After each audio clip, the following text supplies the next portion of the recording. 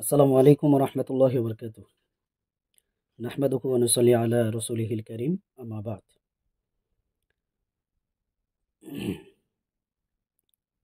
আল্লাহুম্মা সাল্লি ওয়া সাল্লিম আলা নাবিয়িনা মুহাম্মদ। আল্লাহুম্মা সাল্লি ওয়া সাল্লিম আলা নাবিয়িনা মুহাম্মদ। রাব্বি ইশরাহ লি সাদরি ওয়া ইয়াসসির লি আমরি ওয়াহলুল উকদাতাম মিন লিসানি ইয়াফকাহু কওলি। রাব্বি জিদনি ইলমা, রাব্বি জিদনি ইলমা, রাব্বি জিদনি ইলমা। সুবহানাকা লা ইলমা লানা ইল্লা মা 'আল্লামতানা ইন্নাকা আনতাল আলিমুল হাকীম। اللهم لا سهل إلا ما جعلته سهلا وأنت تجعل الحزن إذا شئت سهلا. أعوذ بالله من الشيطان الرجيم. بسم الله الرحمن الرحيم. كلا إذا بلغت التراقي وقيل من راق.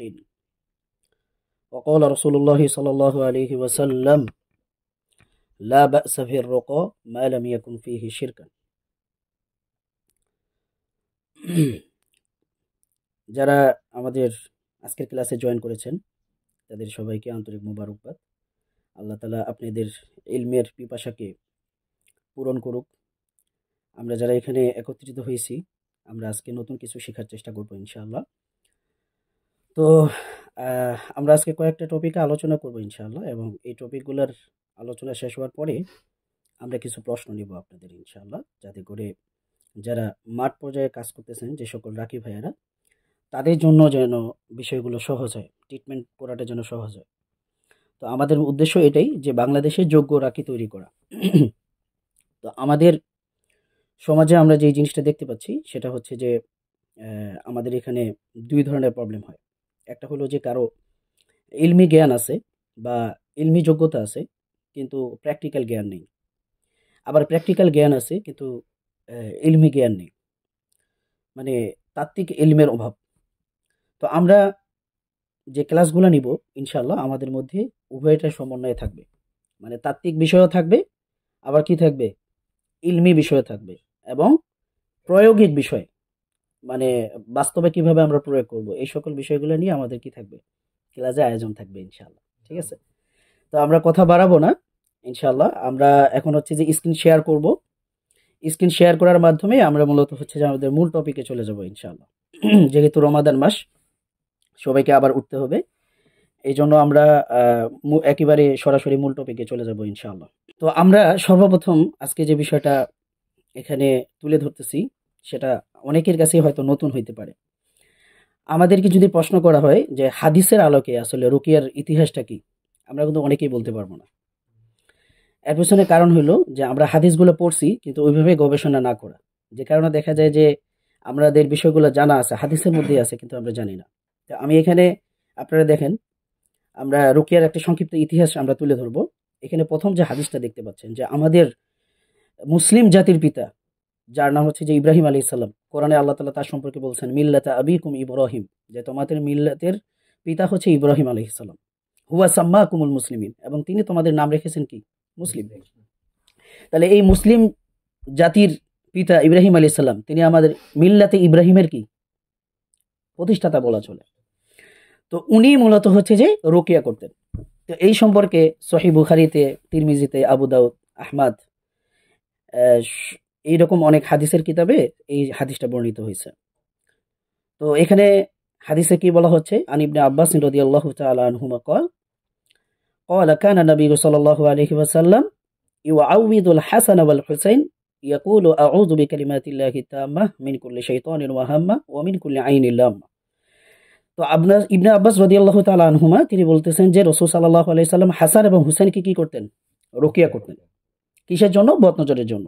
এরপরে দোয়াটা এখানে উল্লেখ করা হয়েছে যে আউযু বিকালিমাতিল্লাহি তাম্মা, আমি তোমাকে আল্লাহ তাআলার পরিপূর্ণ কালিমা দ্বারা কি করতেছি, রুকিয়া করতেছি। মিন কুল্লি শাইতান, প্রত্যেক শয়তান থেকে, ওয়াহাম্মা, এবং ক্ষতিকর প্রাণী থেকে, বিষধর প্রাণী থেকে, ওয়ামিন কুল্লি আইনিল লাম্মা, এবং হচ্ছে ক্ষতিকর অনিষ্টকর বদনজর থেকে আমি তোমাকে কি করতেছি, রুকিয়া করতেছি আল্লাহর পরিপূর্ণ কালিমা দ্বারা। তো এরপরে আমাদের এই যে বলছিলাম যে ইব্রাহিম আলাইহিস সালাম কি করছেন, রুকিয়া করছেন। এরপরে এই কথাটা আসছে হাদিসে, কলা, মানে রাসূল সাল্লাল্লাহু আলাইহি ওয়াসাল্লাম বলল ওয়া কানা আবুনা ইব্রাহিমু, যে আমাদের পিতা ইব্রাহিম, ইউআউবিদু বিকা ইসমাঈল ওয়া ইসহাক আও ক্বালা ইসমাঈল ওয়া ইয়াকুব, যে আমাদের পিতা ইব্রাহিম আলাইহিস সালাম উনি কি করছেন, ইসমাইল আলাইহিস সালাম এবং ইসহাক আলাইহিস সালাম অথবা ইসমাইল এবং ইয়াকুব আলাইহিস সালামকে কি করছেন, রুকিয়া করছেন।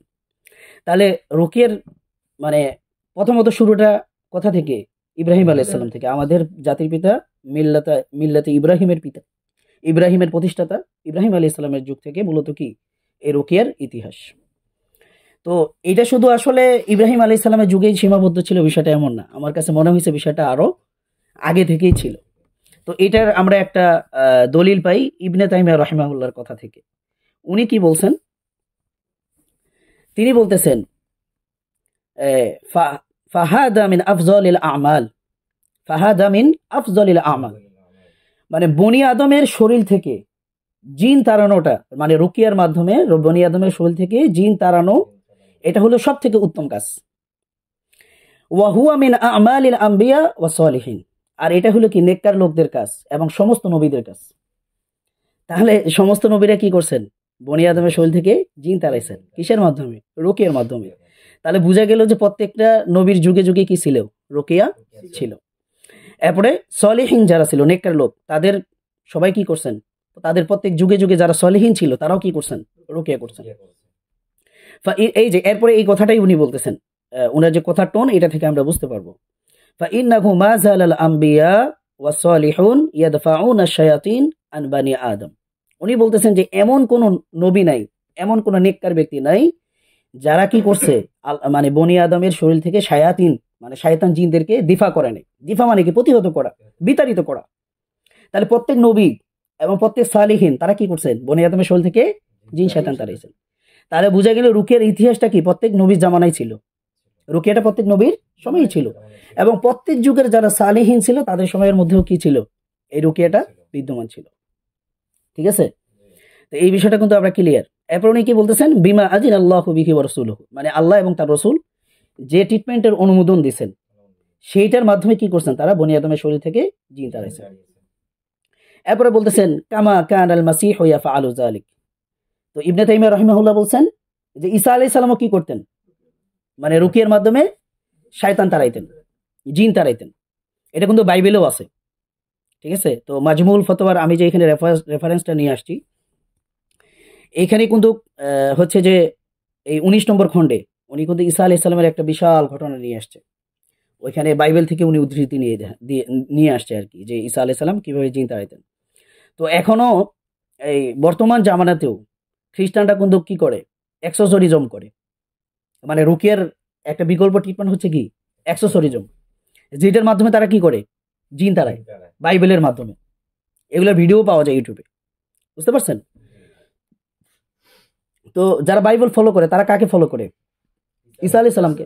তাহলে ঈসা আলাইহিস সালাম যেহেতু জিন তাড়াইছেন, যে কারণে তার উম্মত যারা এখন আছে তারাও এখন পর্যন্ত কি করেন, জিন তাড়ানোর কাজটা করেন বাইবেলের মাধ্যমে।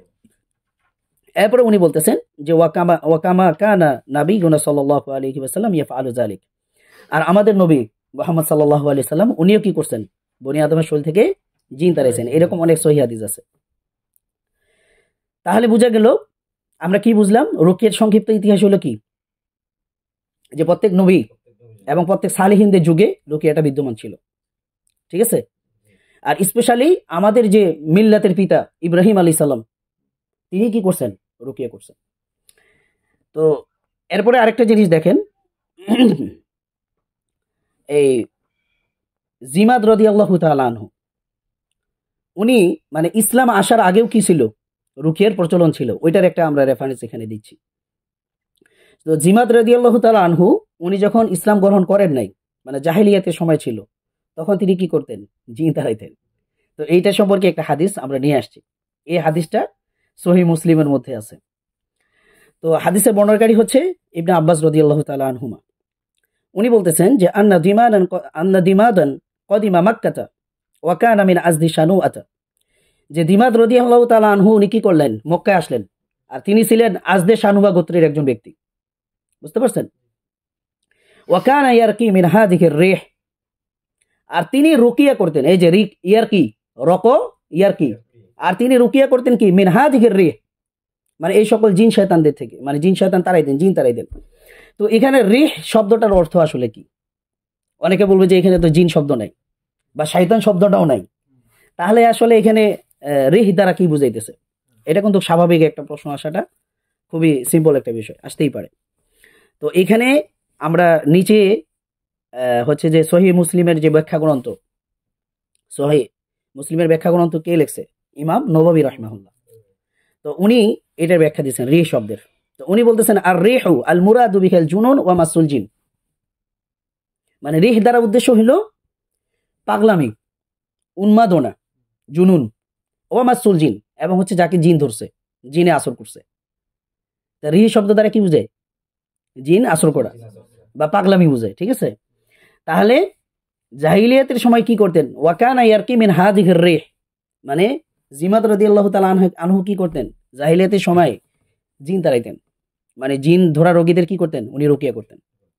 বুঝতে পারছেন? তাহলে বোঝা গেল কি জাহিলিয়াতের সময়ও রুকিয়ার ছিল।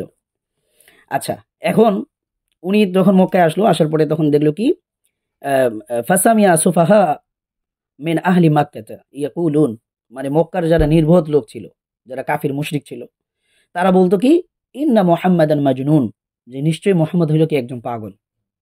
নাউজুবিল্লাহ। ঠিক আছে? ফাকালা, তখন এই কথাটা শোনার পরে এই দিমাত রাদিয়াল্লাহু তাআলা আনহু উনি বলতেছেন লাও আন্নি রাআইতু হাদার রাজুলা, আমি যদি এই ব্যক্তিটাকে দেখতে পাইতাম বা এই ব্যক্তিটা যদি আমি সাক্ষাৎ পাইতাম, লা আল্লাল্লাহ ইয়াশফিহি আলা ইয়াদাইয়া, তাহলে আমি আশা করব যে তাহলে সম্ভবত আল্লাহ তাআলা কি আমার হাত দ্বারা তাকে শিফা দিতেন। ঠিক আছে? তার মানে তার কত বড় কনফিডেন্স ছিল। ঠিক আছে? তো আমাদের সময় যারা রাখি আছে, আমাদের কি হয়েছে? আমাদের কনফিডেন্সের অভাব।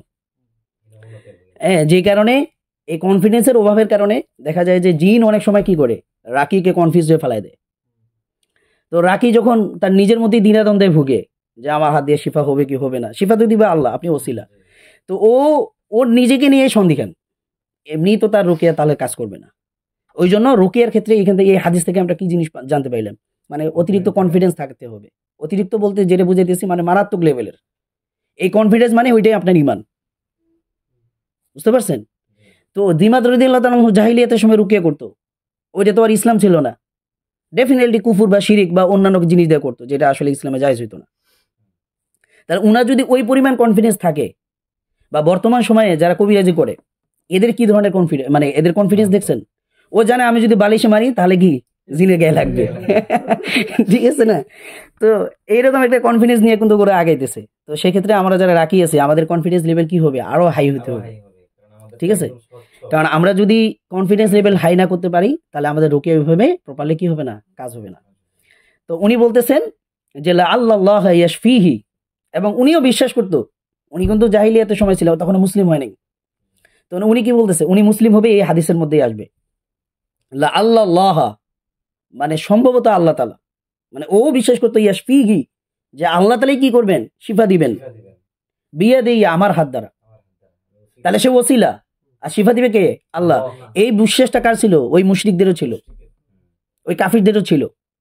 কিন্তু আমাদের সময়ে আমরা পেশেন্টের মধ্যে দেখি কি এই বিশ্বাসগুলো নাই।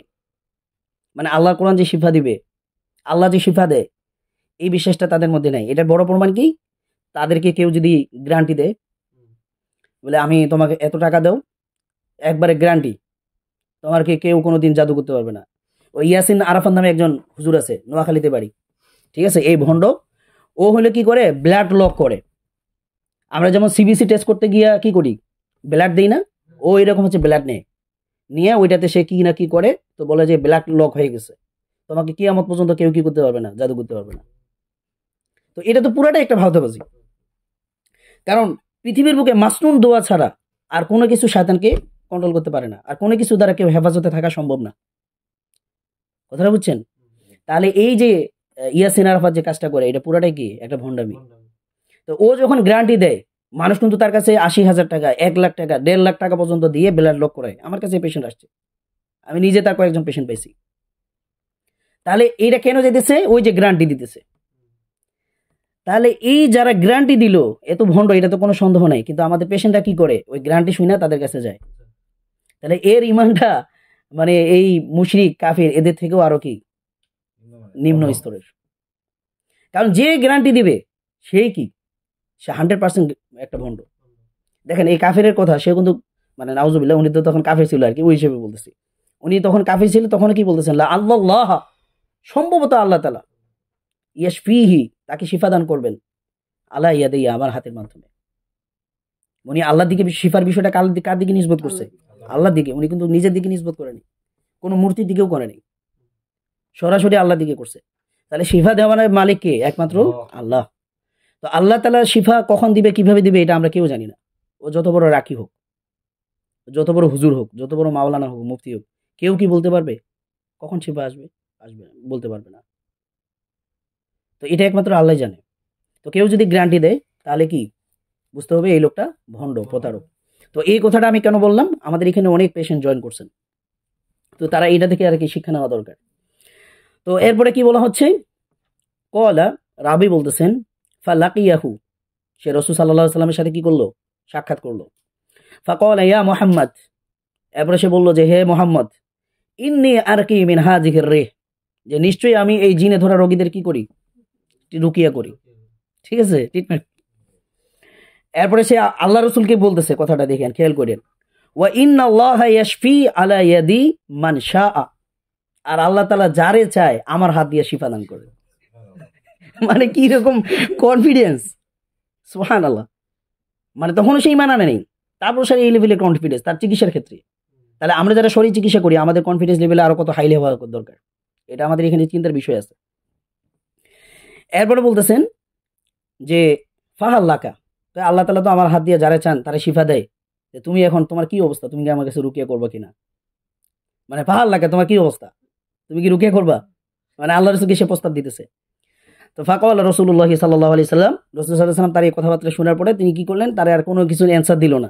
তিনি একটা খুতবা পড়া শুরু করলেন যে ইন্নাল হামদুলিল্লাহ, নিশ্চয়ই সমস্ত প্রশংসা কার? আল্লাহর। এরপরে বলতেছে নাহমাদুহু, আমরা তারই কি করি? নাহমাদুহু, প্রশংসা করি। ওয়া নাস্তাইনুহু, এবং তার কাছে সাহায্য চাই। মাই ইয়াহদিহিল্লাহু ফালা মুদিল্লা লাহু, আল্লাহ তাআলা যাকে হেদায়েত দেন তারে কেউ গোমরা করতে পারে না, পথভ্রষ্ট করতে পারে না। এরপর বলা হচ্ছে ওয়া মাই ইউদিলিল ফালা হাদিয়া লাহু, আর আল্লাহ তাআলা যারে গোমরা করে, যারে পথভ্রষ্ট করে, তারে কেউ কি করতে পারে না? হেদায়েত দিতে পারে না। ওয়া আশহাদু আল্লা ইলাহা ইল্লাল্লাহ, এবং তিনি বলতেছেন যে আমি সাক্ষ্য দিতেছি আল্লাহ ছাড়া আর কোনো ইলাহ নাই। ওয়াহদাহু লা শারীকা লাহু, আর তিনি হলেন একক এবং তার কোনো শরীক নেই। ওয়া আন্না মুহাম্মাদান আবদুহু ওয়া রাসূলুহু, আর আমি মানে আর নিশ্চয়ই মুহাম্মদ আল্লাহর বান্দা এবং তার রাসূল। আম্মা বাদ, তো উনি যখন এই সংক্ষিপ্ত খুতবাটা পড়লো, পড়ার পরে কি বলতেছে, কলা, মানে রাবি বলতেছে, ফাকলা, ওই জিমাদ রাদিয়াল্লাহু তাআলা আনহু, উনি তখন বলল, আইদ আলাইয়া কালিমাতিকা হাউলা, যে তুমি যে এই কালিমাগুলো পড়ছো, এগুলো তুমি আমার উপর আরেকবার বলো, আমার কাছে আরেকবার বলো। ফাআদাহুন্না আলাইহি রাসূলুল্লাহ সাল্লাল্লাহু আলাইহি সাল্লাম সালাসা মাররাতিন, রাসূল সাল্লাল্লাহু আলাইহি সাল্লাম তার উপর এই কালিমাগুলো কি করলেন, এই খুতবাটা তিনবার পাঠ করলো। ফাকলা, এরপরে সে বলল যে লাকাদ সামিয়তু কাওলাল কাহানাতি, যে আমি অনেক জ্যোতিষীর কথাবার্তা শুনছি। ওয়া কাওলাস সাহারা, এবং অনেক জাদুকরদের কথা শুনছি। ওয়া কাওলাশ শুআরা, এবং অনেক কবিদের আমি কথা শুনছি। ফামা সামিয়তু মিসলা কালিমাতিকা হাউলা, কিন্তু তুমি যে কালিমাগুলো বলছো এগুলোর মতো কোনো কালিমা আমি আমার জীবনে শুনিনি। ঠিক আছে, ওয়া লাকাদ বালাগানা নাউসাল বাহর, আর তোমার কথা গভীর কথাগুলো কি, মানে তোমার কথার ইয়াটা সাগরের গভীরের মতো চলে গেছে। নাউসাল বাহর মানে সাগরের একবারে কি অতল গভীরে চলে গেছে, মানে খুবই গাম্ভীর্যপূর্ণ কথা। এবারে বলতেছে যে ফাকালা হাত ইয়াদাক, যে তুমি তোমার হাতটা আমারে দাও। উবাইয়াকা আলাল ইসলাম, আমি তোমার হাতে কি করব, ইসলামের বায়াত নেব। কথাটা বুঝছেন? দিমাদ রাদিয়াল্লাহু তাআলা আনহু পরে কি হইলেন, ওনার কাছে মুসলমান হইল। ফাকালা ফাবায়াহু, ওই ক্বালা ফাবায়াহু, রাবি বলতেছে রাসূল সাল্লাল্লাহু আলাইহি সাল্লাম তার কি নিলেন, বায়াত নিলেন। ফাকালা রাসূলুল্লাহ সাল্লাল্লাহু আলাইহি সাল্লাম ওয়া আলা কওমিক, শুধু তারে বায়াত নিছে বিষয়টা না, তার পুরা কওম, ওই যে আজদে শানুয়া, এই পুরা কওমের উপর বায়াত নিছে, যে তাদেরকেও তুমি গিয়ে কি করবা, ইসলামের দাওয়াত দিবা। উনি তখন বলল যে ওয়া আলা কওমি, হ্যাঁ আমি আমার কওমকেও কি করব, ইসলামের দাওয়াত দিব। তাহলে মোটামুটি আমরা যে মানে রুকের ইতিহাস নিয়ে কথা বলতেছি আর কি, সবাই আবার ভুলে যাবেন না। তো আমরা এখানে প্রথমত দেখছি কি ইব্রাহিম আলাইহিস সালাম রুকিয়া করতেন, তারপরে দেখছি ইবনে তাইমিয়ার কথা থেকে ঈসা আলাইহিস সালাম রুকিয়া করতেন, প্রত্যেক নবী তারা রুকিয়া করতেন, প্রত্যেক সালেহীন তারা কি করতেন, রুকিয়া করতেন। এবং এখন আমরা দেখাইলাম কি জাহিলিয়াতের আগেও, মানে রাসূল সাল্লাল্লাহু আলাইহি সাল্লাম যখন আবির্ভাব হয়েছে তার আগেও মানুষ কি করতেন? রুকিয়া করত। কথাটা ক্লিয়ার? ওকে। তো জাহিলি যুগে যে রুকিয়া করতো এটার আরো কিছু রেফারেন্স আছে, যেমন আন আউফ ইবনে মালিক আল-আশজাঈ রাদিয়াল্লাহু তাআলা আনহু قال কুননা নারকি ফিল জাহিলিয়া, যে আমরা জাহিলিয়াতের সময় কি করতাম? রুকিয়া করতাম। ফাকুলনা ইয়া রাসূলুল্লাহ কাইফা তারা ফি যালিক, যে আপনি এই আমাদের রুকিয়া করার বিষয়টাকে কিভাবে দেখেন? ঠিক আছে, মানে আপনি এই মানে আমরা যে রুকিয়া করি এটার ব্যাপারে আপনার মতামত কি? আপনি কি রায় দেন? ফাকালা, তিনি রাসূল সাল্লাল্লাহু আলাইহি ওয়াসাল্লাম বললেন যে আরিদু আলাইয়া রুকাকুম, তোমরা তোমাদের রুকিয়াগুলো আমার সামনে কি করো? পেশ করো, উপস্থাপন করো। লা বা'সা বির রুকা মা লাম ইয়াকুন ফিহি শিরকুন, মানে রুকিয়াতে কোনো সমস্যা নাই যদি সেটাতে কি না থাকে? শিরিক না থাকে। তাহলে এই হাদিসটা এটা একটা আপনি উসুলের হাদিসও বলতে পারেন, মানে রুকিয়ার ক্ষেত্রে। এই যে আপনি যে বাংলায় দোয়া করেন, এই হাদিস কিন্তু একটা রেফারেন্স। কারণ বাংলায় দোয়ার মধ্যে যদি কি না থাকে? শিরিক না থাকে, কুফুর না থাকে, হারাম কোনো জিনিস না থাকে, তাহলে আপনি বাংলায় দোয়া করতে পারবেন। কথাটা বুঝছেন? এখন যারা বলে যে না বাংলায় রুকিয়া করা যাবে না, এরা আসলে কি বলবো, মানে জাহিলিয়াতের অতল গভীর সাগরে ডুবে আছে, ওনারা জানেন। আমরা সামনে এটা নিয়ে আরো আলোচনা করবো ইনশাল্লাহ, এই কোর্সেই এই ক্লাসেই থাকবে ইনশাল্লাহ। তাহলে এই হাদিস থেকে আমরা কি জানতে পারলাম? জাহিলিয়াতের সময়ও রুকিয়া ছিল। আবার আরেকটা হাদিস, এটা দিয়ে আমরা শেষ করব এই ইতিহাসটা। সেটা হলো যে এই আমর ইবনে হাজম গোত্রের লোকেরা জাহিলি যুগে কি করতেন? রুকিয়া করতেন। এই হাদিসটা বর্ণনা করছে জাবির রাদিয়াল্লাহু তাআলা আনহু। উনি বলেন যে নাহা রাসূলুল্লাহ সাল্লাল্লাহু আলাইহি সাল্লাম আনির রুকা ফাজা আলু আমর ইবনে হাজমিন, যে রাসূল সাল্লাল্লাহু আলাইহি সাল্লাম কি করছেন? রুকিয়াটাকে প্রথমত নিষিদ্ধ করে দিয়েছেন। তখন আলে ইমরান ওই যে আমর ইবনে হাজমের যে গোত্র, উনারা রাসূল সাল্লাল্লাহু আলাইহি সাল্লামের কাছে আসলেন। ফাকালু, এবং তারা বলল ইয়া রাসূলুল্লাহ ইন্নাহু কানাত ইনদানা রুকিয়াতুন, যে আমাদের কাছে একটা রুকিয়া আছে, নারকি বিহা মিনাল আকরাব, আমরা এটার দ্বারা কি করি? মানে বিছুর দংশন অথবা সাপ কামড় দিলে এটার জন্য আমরা কি করতাম? এটা দিয়ে রুকিয়া করতাম। ওয়া ইন্নাকা নাহাইতা আনির রুকা, আর আপনি তো রুকিয়াকে এখন নিষিদ্ধ করে দিয়েছেন। ঠিক আছে? ফাকালা, রাসূল সাল্লাল্লাহু আলাইহি সাল্লাম বললেন ফাআরাদুহা আলাইহি, এটা কলাটা হলো যে রাবির কথা বলছে, জাবির রাদিয়াল্লাহু তাআলা আনহু। রাবি বলল কি যে ফাআরাদুহা, তারা রুকিয়াগুলো কি করলেন? রাসূল সাল্লাল্লাহু আলাইহি সাল্লামের সামনে উপস্থাপন করলেন, পেশ করলেন। ফাকালা, এরপরে রাসূল সাল্লাল্লাহু আলাইহি সাল্লাম তাদের রুকিয়াগুলো শোনার পরে বললেন যে মা আরা বাসান, যে আমি এটার মধ্যে আসলে কোনো সমস্যা দেখতে পাচ্ছি না। মানিস্তাতু আমিনকুম, তোমাদের মধ্যে থেকে যে ব্যক্তি সক্ষম আন ইয়ানফা আখাহু, যে সে তার ভাইকে উপকার করতে পারবে রুকিয়া করার মাধ্যমে, ফালিয়ানফা আহু, সে যেন তার ভাইয়ের কি করে? উপকার করে। তাহলে এখানে এই হাদিসটা থেকে আমরা আরেকটা জিনিস জানতে পারি, সেটা হলো যে আমরা শুধু যারা রুকিয়া করি, রুকিয়াটাকে প্রফেশন হিসাবে নিছি, আমরা শুধুমাত্র টাকা কামাই করার উদ্দেশ্যে কি করব না? রুকিয়াটা করব না। আমরা অপর মুসলিম ভাইকে মানে উপকার করার জন্য, উপকার পৌঁছানোর জন্য আমরা কি করব? রুকিয়াটা কি করব। ঠিক আছে? কারণ আপনি রুকিয়া করবেন, বিনিময় নেবেন, এটা তো আর হারাম না। টাকা তো আপনি পাবেনই, কিন্তু আপনি যদি নিয়ত খালেজ করেন যে আমি আমার ভাইকে সাহায্য করতেছি, আমি আমার বোনকে সাহায্য করতেছি, তাহলে আপনার রুকিয়াটা কি হবে? আরো বেশি পাওয়ারফুল হবে। ঠিক আছে? ইনশাআল্লাহ। আচ্ছা, তো এখন হচ্ছে আমরা রুকিয়া কি এটা খায় নাকি মাথায় দেয়? তো এই রুকিয়ার বিষয়টা নিয়ে আমরা আর কি স্পষ্ট করে আলোচনা করব। আপনার রুকিয়া পরিচিতি বহু জায়গায় বহুভাবে পড়ছেন, বহুভাবে আলোচনা শুনছেন, কিন্তু আমরা আলোচনাটা করব একটু ডিফারেন্ট ভাবে, মানে আমরা একবারে গভীরভাবে এটাকে আলোচনা করবো ইনশাআল্লাহ। তো প্রথমত আল্লাহ তাআলা সূরা কিয়ামার ২৭ নম্বর আয়াতে কি করছেন? এই রাকিকে নিয়ে আলোচনা করছে। কি নিয়ে? রাকি নিয়ে। তাহলে কোরআনে মানে আমরা ওই মাঝখানে কিছু ভাই আমাদের বিরুদ্ধে কি করছিল? বিভিন্ন অপপ্রচার চালাইছিল। এরা বলছে রাকি টাকি এগুলো তো রাসূলের জামানায় ছিল না। অথচ আল্লাহ তাআলা কোরআনে রাকির কথা বলছেন। কি বলছেন আল্লাহ? কাল্লা ইজা বালাগাতিত তারাকি, যে কখনো না যখন প্রাণ কুণ্ঠাগত হবে। ওয়াকিলা মান রাকিন, মানে যখন একটা মানুষের মৃত্যু কাছে আসবে, ওর যখন প্রাণ চলে যাবে, আল্লাহ বলতেছেন যে ওয়াকিলা মান রাকিন, এই ব্যক্তির এখন রুকিয়া কে করবে? রাকিটা কে? ঠিক আছে? তাহলে রাকির কথা কোথায় আছে? কোরআনে আছে। আর রাকি কোন মাসদার থেকে আসছে? রুকিয়া থেকে। তাহলে রাকি যেহেতু কোরআনে আছে, ওই উসুল অনুযায়ী কি রুকিয়াটাও কোরআনে আছে। কথাটা বুঝতে পারছেন? আচ্ছা, তাহলে আমরা কোরআন থেকে রুকিয়াটাকে চিনলাম যে কোরআনেও রুকিয়ার কথা আছে। এখনো পর্যন্ত আমরা জানি না আসলে রুকিয়াটা কি। তো আমরা এখানে রুকিয়া শব্দটা নিয়ে এখন আলোচনা করব। প্রথমত রুকিয়ার শাব্দিক অর্থ কি, ঠিক আছে? তো আমি কিন্তু প্রথমেই শাব্দিক শুরু করতে পারতাম যে রুকিয়া মানে কি, রুকিয়ার শাব্দিক অর্থ কি, এটা কিন্তু আমি করিনি। আমি কি করছি, প্রথমে ইতিহাস নিয়ে আসছি যে রুকিয়াটা আসলে কোথা থেকে আসলো, কিভাবে আসলো। কারণ হইলো কি, ওই যে আমরা একই জিনিস বারবার শুনতে শুনতে একই ধাঁচে শুনতে শুনতে অবস্থা হয়ে গেছে, এটা ভালো লাগবে না। ওই জন্য আমরা একটু ডিফারেন্ট অ্যাঙ্গেলে কি করছি, এটাকে নিয়ে একটু সাজাইছি আর কি। ইনশাল্লাহ ইনশাল্লাহ আমাদের ভাইয়েরা অবশ্যই উপকৃত হবেন, আমরা এই দোয়া করি, এবং ওই নিয়েতেই আজকে এখানে বসা, যাতে করে আমাদের ভাইয়েরা উপকৃত হইতে পারে। তো ইবনু সাইদা রহিমাহুল্লাহ, ওনার হচ্ছে যে আল মুহকাম ওয়াল মুহিত আল আজম নামে একটা কি আছে, আল আজম নামে একটা লুগাত আছে, আরবি লুগাত। এটার মধ্যে উনি বলছেন যে আর রুকিয়া হিয়া উল উজা, রুকিয়া মানে হলো আশ্রয় প্রার্থনা করা, আশ্রয় চাওয়া, আশ্রয় নেওয়া, আশ্রয় গ্রহণ করা। এটা হলো কি রুকিয়ার শাব্দিক অর্থ। তাহলে রুকিয়ার শাব্দিক অর্থ ঝাড়ফুঁক, এটা কোনো আরবি ডিকশনারিতে পাবেন না। হ্যাঁ, বাংলা ডিকশনারিতে পাবেন, কিন্তু আমাদেরকে আরবি বুঝতে হলে কোথা থেকে নিতে হবে, আরবি থেকে নিতে হবে। কিন্তু আরবি কোনো ডিকশনারিতে কি নাই, ঝাড়ফুঁক বলে কোনো কিছু নাই। রুকিয়ার মূল অর্থ কি, আশ্রয় চাওয়া। তো আমরা এই যে শুরুতে যে একটা হাদিস নিয়ে আসছিলাম ইব্রাহিম আলাইহিস সালামের, যে উনি রুকিয়া করতেন। তো ওইখানে রাসূল সাল্লাল্লাহু আলাইহি ওয়াসাল্লাম কি বলতেছেন, ওয়াকানা আবুনা ইব্রাহিমু, যে আমাদের পিতা ইব্রাহিম আলাইহিস সালাম ইউআউযু বিহা ইসমাঈল ওয়া ইসহাক। এই যে ইউআউযু, তিনি কি করতেন, আশ্রয় প্রার্থনা করতেন। কথাটা বুঝছেন? তাহলে এই যে আশ্রয় প্রার্থনা করা, এটাই হলো কি রুকিয়ার শাব্দিক অর্থ।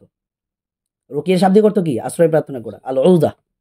আর রুকিয়া তো হিয়া আল উযা, রুকিয়া মানে হলো আল উযা, মানে আশ্রয় প্রার্থনা করা। তো এটা হলো শাব্দিক অর্থ। এরপরে রুকিয়ার আরেকটা অর্থ আছে, এটা হলো যে তাওয়িজ।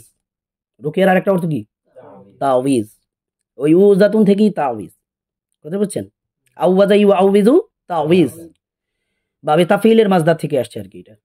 হ্যাঁ, তো তাওয়িজ মানে কি, আমরা তাওয়িজ বললে আমাদের মাথায় কি আসে, ওই কোনো কাগজের লেখা তাবিজ হবে, মাদুলি হইতে হবে, ঠিক আছে, কোনো পুঁতি হইতে হবে, চামড়ার ইয়া হইতে হবে, মোম থাকতে হবে, হ্যাঁ, কি মানে অনেক ভাবে মানে সুতা থাকতে হবে, এই যে বিষয়গুলো, এটাই আমাদের জেহেনে চলে আসে। কিন্তু আসলে আরবিতে তাওয়িজের অর্থ দ্বারা এই প্রচলিত তাবিজ বুঝায় না।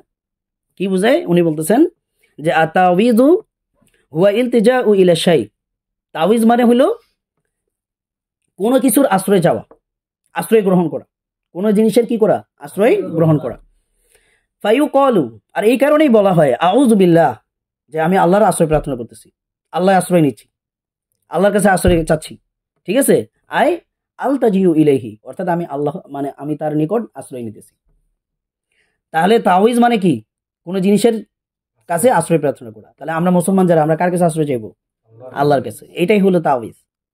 কিন্তু তাওয়িজ মানে ওই যে লটকানো ঝুলানো, এগুলা কোনো কিছুই না। আবার রুকিয়া মানেও কোনো কিছু ঝুঁকে লাইতে হবে, লিখতে হবে, এরকম কোনো কিছু নাই, ঠিক আছে। এটা নিয়েও আমরা সামনে আলোচনা করবো ইনশাল্লাহ। তাহলে মোট কথা, রুকিয়ার শাব্দিক অর্থ হইল আশ্রয় গ্রহণ করা, আশ্রয় চাওয়া, আশ্রয় নেওয়া এবং আশ্রয় প্রার্থনা করা।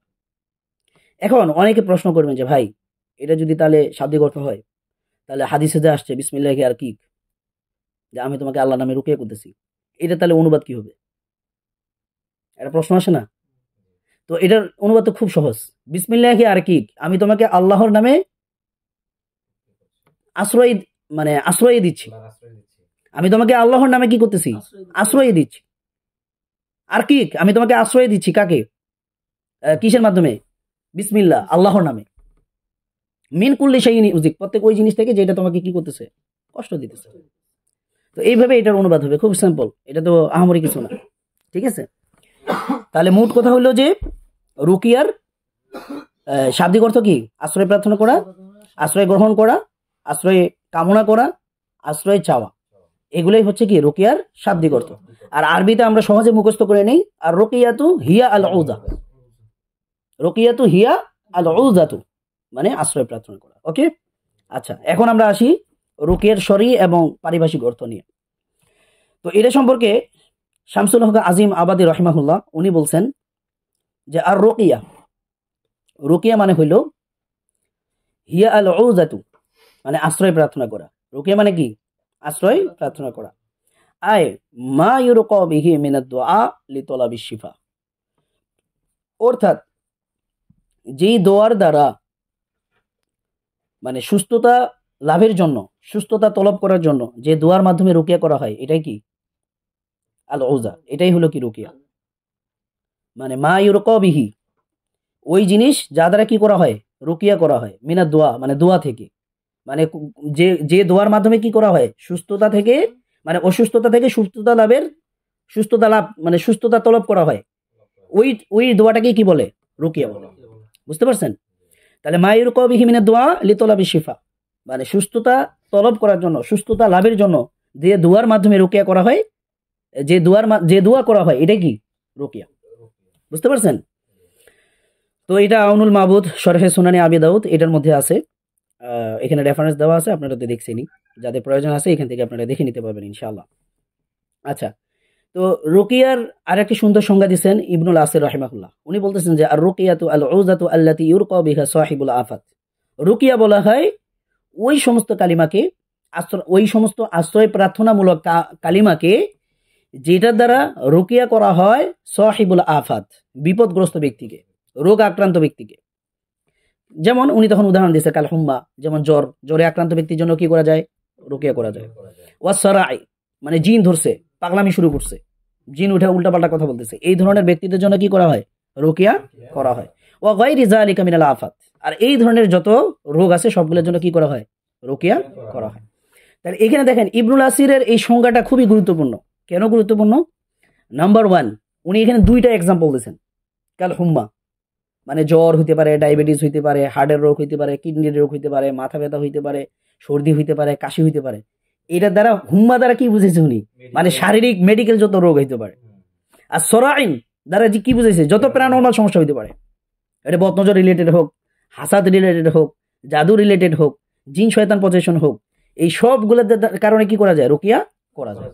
তাহলে উনার এই সংজ্ঞাটা খুবই কি গুরুত্বপূর্ণ এবং চমৎকার, উনি উভয় বিষয়টাকে নিয়ে আসছেন। অনেকে মনে করি ভাই রুকিয়া তো শুধুমাত্র বদনজরের কারণে করা হয়, বা হাসাদের কারণে, বা জাদুর কারণে, বা জিন ধরলে করা হয়, জ্বর টর এগুলোর জন্য আমি কেন রুকিয়া করব। এই উনার সংজ্ঞা দ্বারাই আমরা কি করতে পারতেছি, এই বিষয়টা ক্লিয়ার যে রুকিয়াটা শুধুমাত্র আসলে কি না প্যারানর্মাল সমস্যার জন্য না, বরং সার্বিক পৃথিবীর যত বুকে যত রোগ আছে সমস্ত রোগের জন্য কি করা যায় রুকিয়া করা যায়। হ্যাঁ হ্যাঁ, এটার উদাহরণ আসবে আমাদের সামনে ইনশাআল্লাহ। তো এখানে আমরা আরেকটা চমৎকার বিষয় নিয়ে আসবো, সেটা হলো যে আল মুআজামুল মাআনি আল জামিয়া।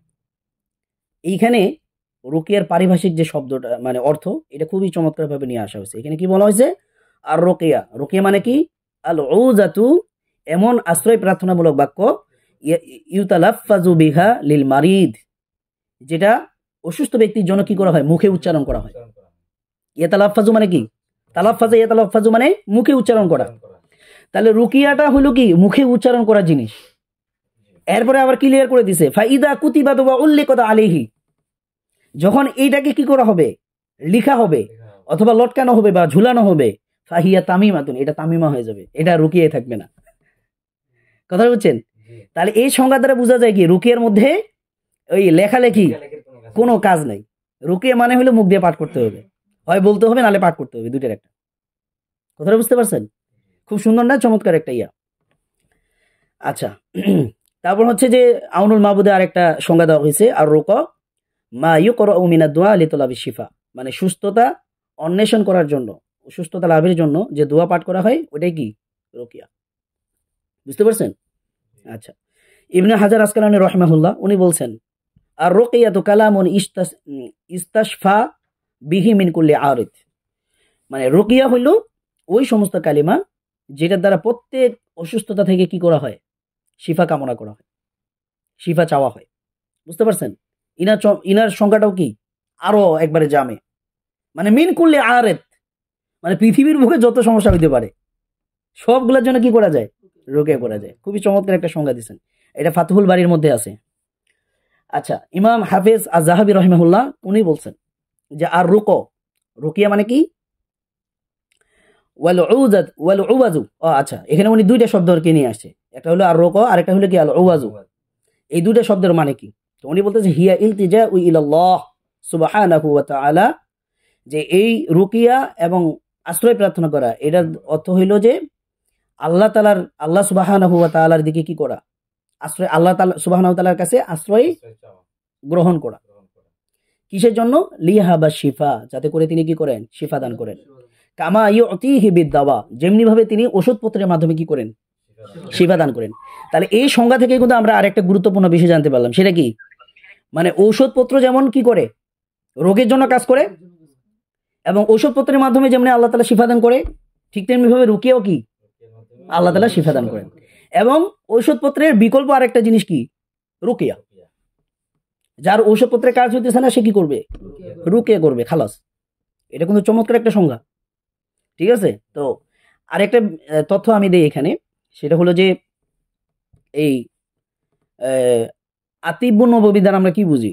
শুধু ইমাম ইবনুল কাইয়িম রাহিমাহুল্লাহ লিখছে তিব্বে নববী, শুধু উনি একাই লেখে নাই, তিব্বে নববী আরো কয়েকজন লিখছে। এর মধ্যে ইমাম জাহাবী রাহিমাহুল্লাহর একটা তিব্বে নববী আছে।